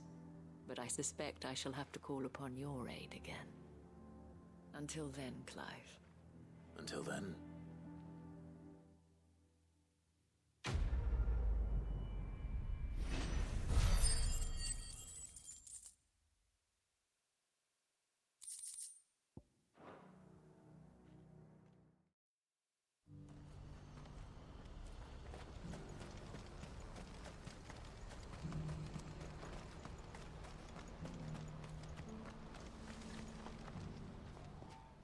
Clive, you'll be pleased to know that the negotiations are progressing well. That is good news. Yes. Our comrade in Randala has just sent word that the contract should be signed very soon. But I still have much and more to prepare. It's a huge undertaking moving this many bearers at once. You couldn't do me a quick favor, could you? What is it this time? More wild beasts? Nothing like that. I just need you to go over to the caravans and ask El how long we have until the bearers arrive. Find out exactly how much faster I need to get all these supplies moved. All right. I'll go and ask. Thanks, Clive. I owe you one.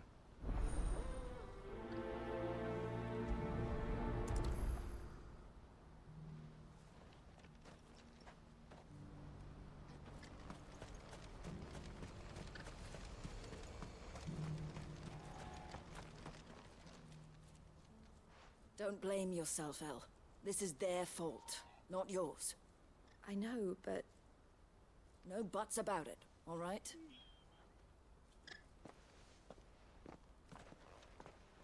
Is something wrong? Bonnie came to give me a message from our intermediary. The talks with the Republican army have fallen through. They've reached an agreement with the Silver Peak Consortium instead. Though prices have fallen of late, We deliberately offered above the going rate to try and deter other bidders. But the consortium offered double what we did, and the army jumped at the chance. And you had no opportunity to make a counteroffer? None at all. And we were so close. Elle? What's happened? I saw Vonnie leaving. She didn't look happy. And with good reason.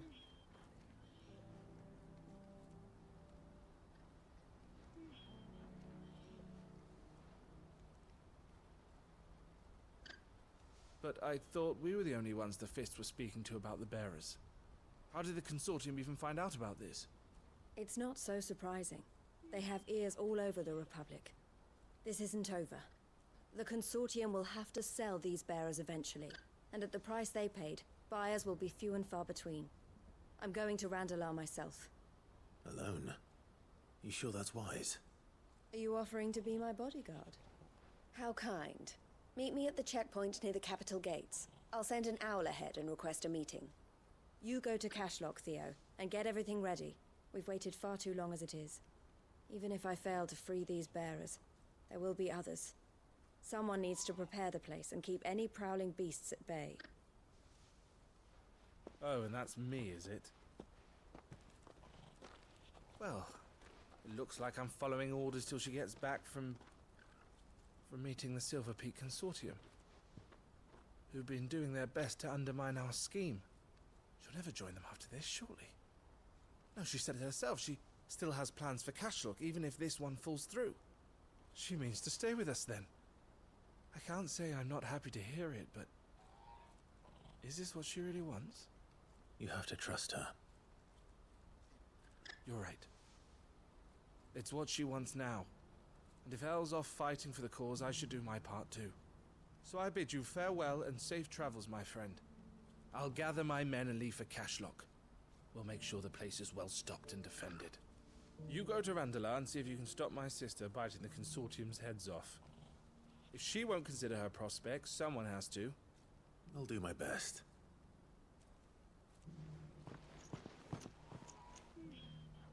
All right.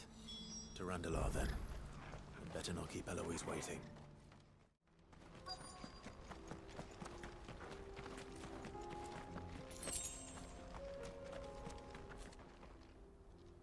I hope I didn't keep you waiting. Did you arrange to speak with the consortium? Here they are now. You wish to consult with me? I did. It's about the bearers you recently purchased from the Fist. We had all but finished making arrangements to buy them ourselves, and then you stepped into the fray. You misunderstand. The consortium had an interest in purchasing them from the very first.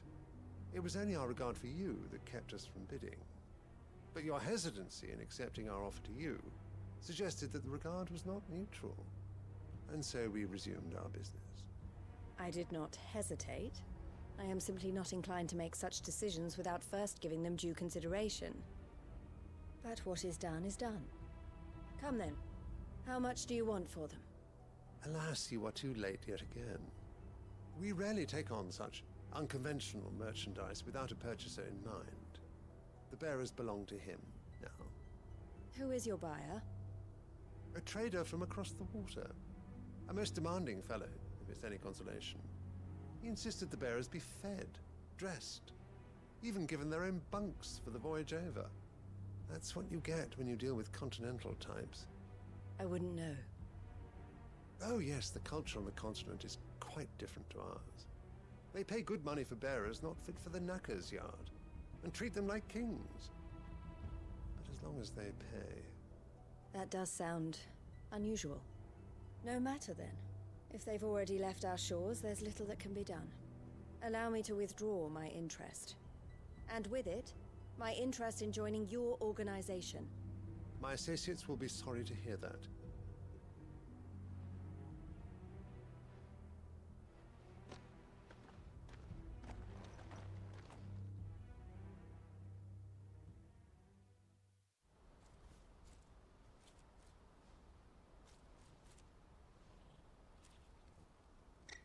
I'm sorry you weren't able to save them.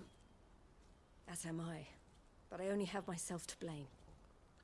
He was right, you see. The Silver Peak Consortium did intend to buy those bearers before I did. Their representative hinted at a possible purchase when he came to recruit me. I feigned interest in joining them in the hope he might be encouraged to tell me more, and he did just that. As soon as he left, I sent my own offer to Randalar. So you never... No. I entertained the Consortium's proposal solely so I could learn more about those bearers. But I was a fool to think they wouldn't find out. I knew exactly who I was dealing with. You tried. I did. And if what he said was true, the bearers are to be well treated. Which is something, at least. They deserved more. I wanted so badly to see them freed. Eloise! Eloise! Word from Cashlock. The village is under attack. A pack of beasts have come down from the mountains, and there's a dragon at its head. Theo and the others are trying to hold them off as best they can, but the odds are against them. They need help, and fast. Theo! I'll go on ahead. Thank you, Clive. I'll gather some men and join you there. Just... make sure he's safe.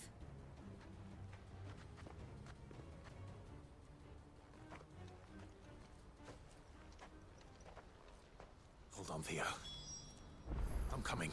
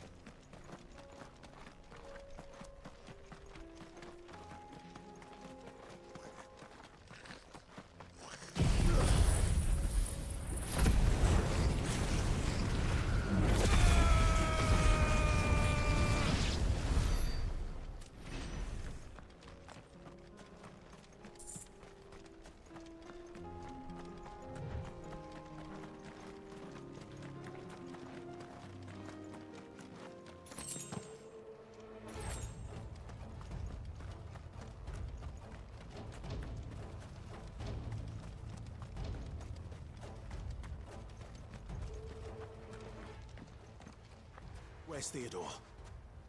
Upriver! He led the dragon that way to keep it from the village, but the whole area's flooded with ether. We just have to pray he makes it out in one piece. I can do better than that. Torgal, with me.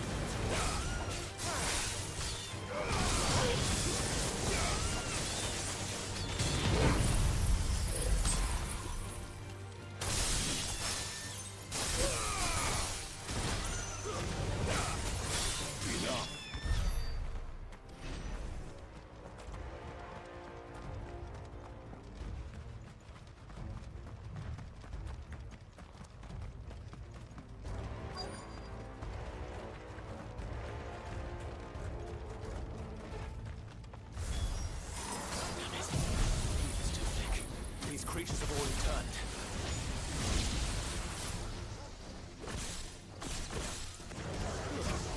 Over here!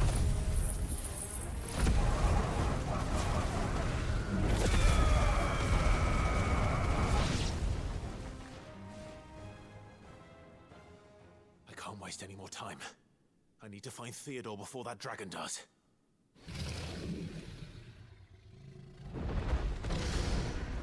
Looks like it's found me. This thing's turned as well. This is going to be easy.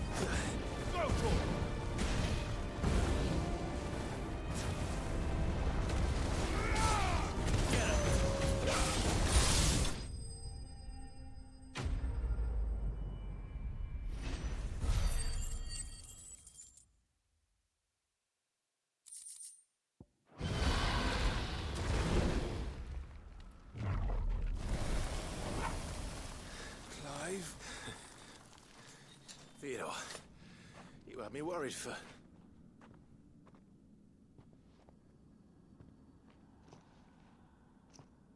We have to get you out of here.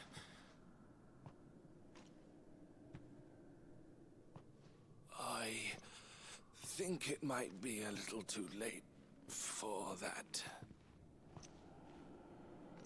Bearer or no, there's only so much ether a man can take, and that Drake just wouldn't let me leave. You have my thanks, Sid, for finishing what I could not. For keeping Elle's dream. Theodore!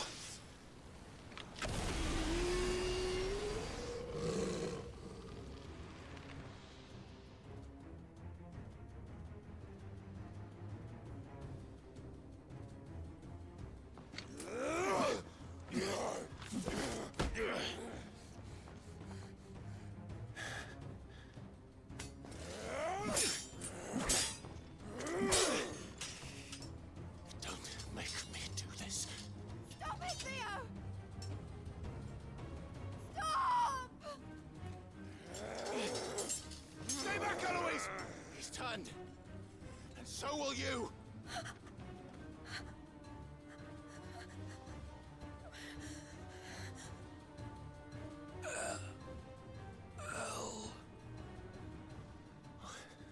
Theodore.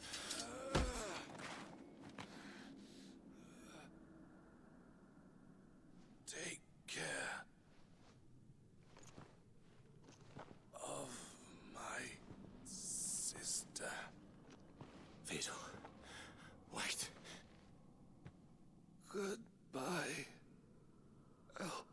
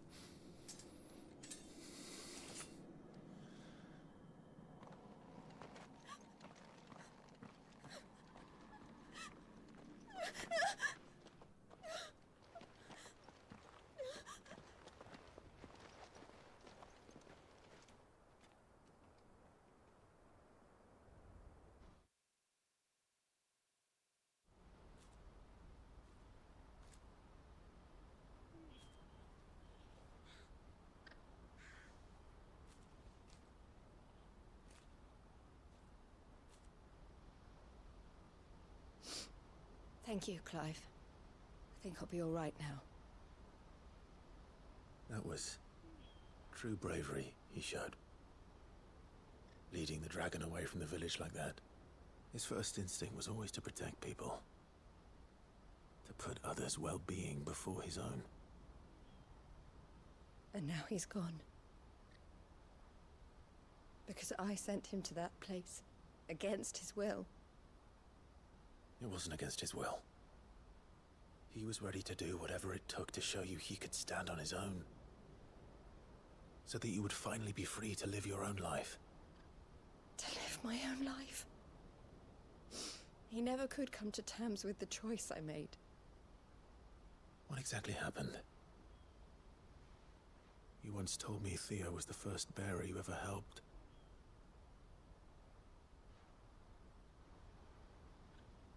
We grew up in Canva. We were born to one of the great trading houses. And I was chosen to inherit the family business. I had my father's head for figures, you see. Theo did not. While I studied the art of commerce, he played at soldiers instead. A late bloomer. In more ways than one. For unlike most bearers, it wasn't until his 15th summer that his powers awakened. My parents tried to drive him out of the house and into the care of the constables. But before they could, I took him into mine. Theo told me something else. He clearly admired your devotion to the cause of freeing others like him from slavery. But he said you deserved a better life than this. He wanted to free you from what he called your bonds, just as you freed him from his. I would be lying if I said I had not wondered from time to time how much easier my life might have been if I had allowed Theo to be taken and devoted myself to the family business instead.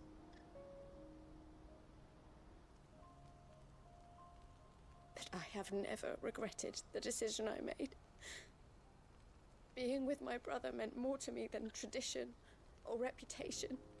I only had to look at him to remind myself of that night and the choice I made and the fact that I would make the same choice again in a heartbeat.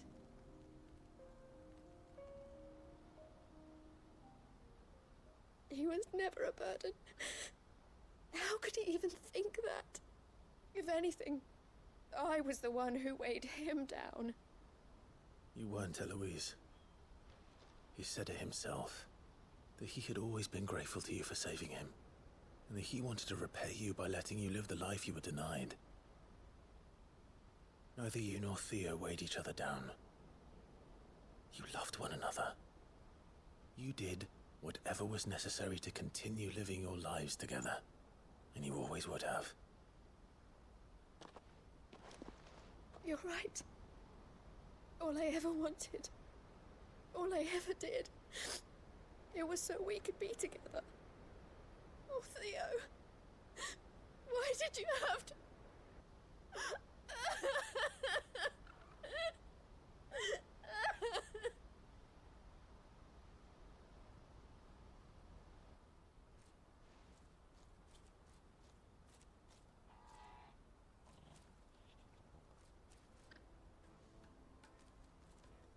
I know Theo wanted me to move on, but I'm staying here at the Crimson Caravans to continue our work. We can make a difference here. We can help people, save them. I need nothing more from life than that. So I'll carry on doing what we do, ensuring that goods, people, bearers get where they need to be, bringing smiles to people's faces just like we always have, and to Theo's. Wherever he is. This is the life I have chosen. The life I will always choose. I've made a choice of my own. To continue helping you however I can. Whenever you need it. Thank you, Clive. Let's go on together then. For Theodore.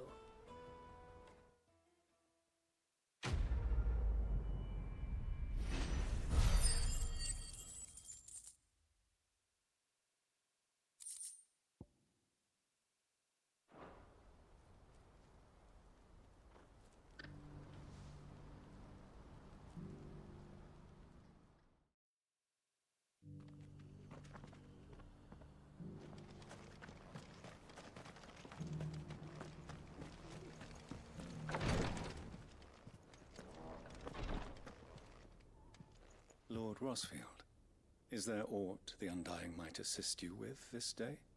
Perhaps. My brother said that your order was helping him with his quest to uncover Ultima's origins. Have you learned anything of note since last we spoke? Little and less, I regret to report. I see. Be assured, however, that we will not rest until the truth is known. Even now, our archaeologians scour ruins in every corner of the realm for traces of Ultima's touch. Fallen ruins, I take it. Dating back as far as Phoenix Gate. Indeed. Ultima's thralls are oft sighted among the remnants of the fallen civilization, as if protecting the secrets concealed within. Secrets we'd see unearthed. Should our methods be of interest, my lord, mayhap it would please you to observe some of our number at work. Would that be possible? Of course. A survey is being conducted not far from here. Perchance you are familiar with Kretov, a small hamlet built around a fallen airship. I was due to visit my colleagues there to collect their preliminary findings, but if you would consent to do so in my stead, I'm sure that they would be honored to relate any discoveries they have made to you directly. All right. I'll go and meet with them. They will be most gratified, I am sure. Might I suggest you take the road through Titan's Wake? It will lead you straight to the village after but a short walk. Thank you. I will. I wish you a safe journey, my lord. May the Firebird's flames burn ever in your heart.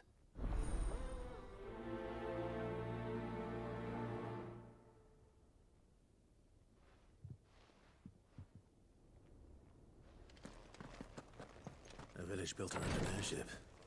Sounds like another Lost Wing. I hope the inhabitants are just as friendly.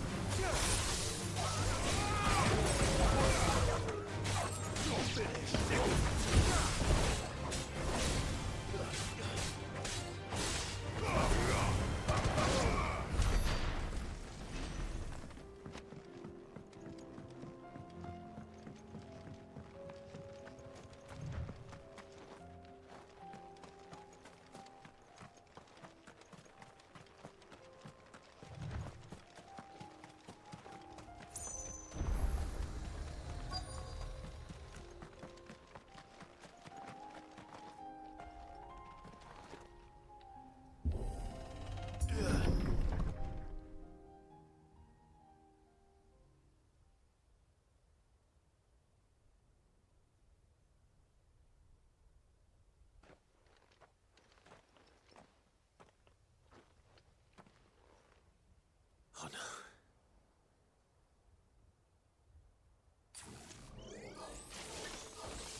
You'll pay for this.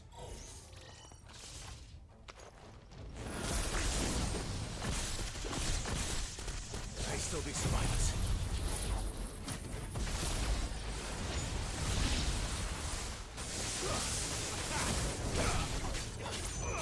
Over here!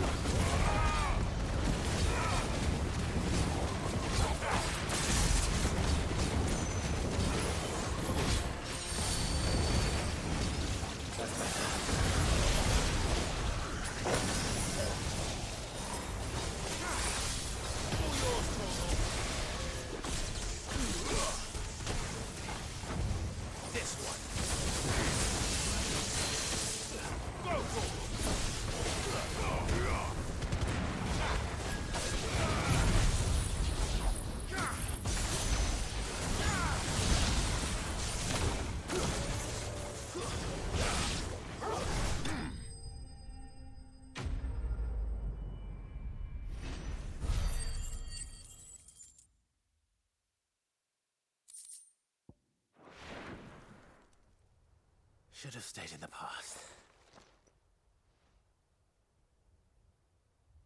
These must be Cyril's colleagues. You have our thanks, stranger. Who are you? Ah, forgive me, my lord. I did not recognize you. You are Lord Rosfield, are you not? We are archaeologians, tasked with surveying this site. When the echoes appeared, our brothers here occupied their attentions. Thanks to them, and to you, we were, for a mercy, able to see our duty to its conclusion. You call that a mercy?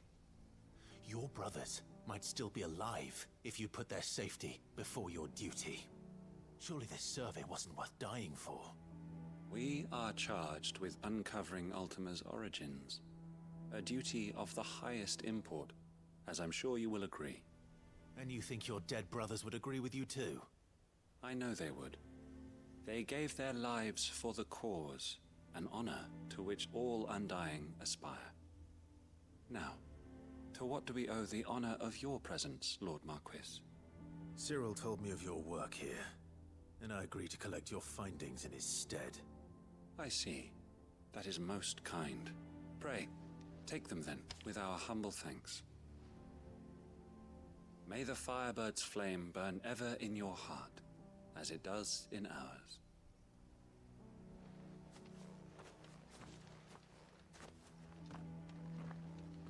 It's one thing to lay down your life for another, but for a survey... I suppose I'd better get this back to Cyril.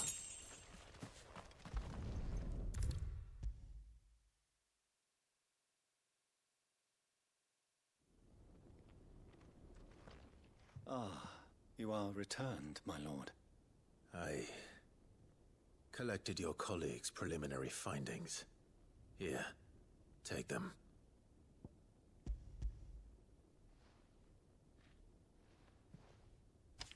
My thanks. I shall study them, and inform you forthwith if I discover aught that might aid you in your fight against Ultima. Cyril, your survey party suffered several losses in Kretov. Losses which could have been avoided, had the others not chosen to complete their work, instead of saving their friends. Were these your orders? No. This was their choice. Every Undying devotes his life to the service of the Phoenix.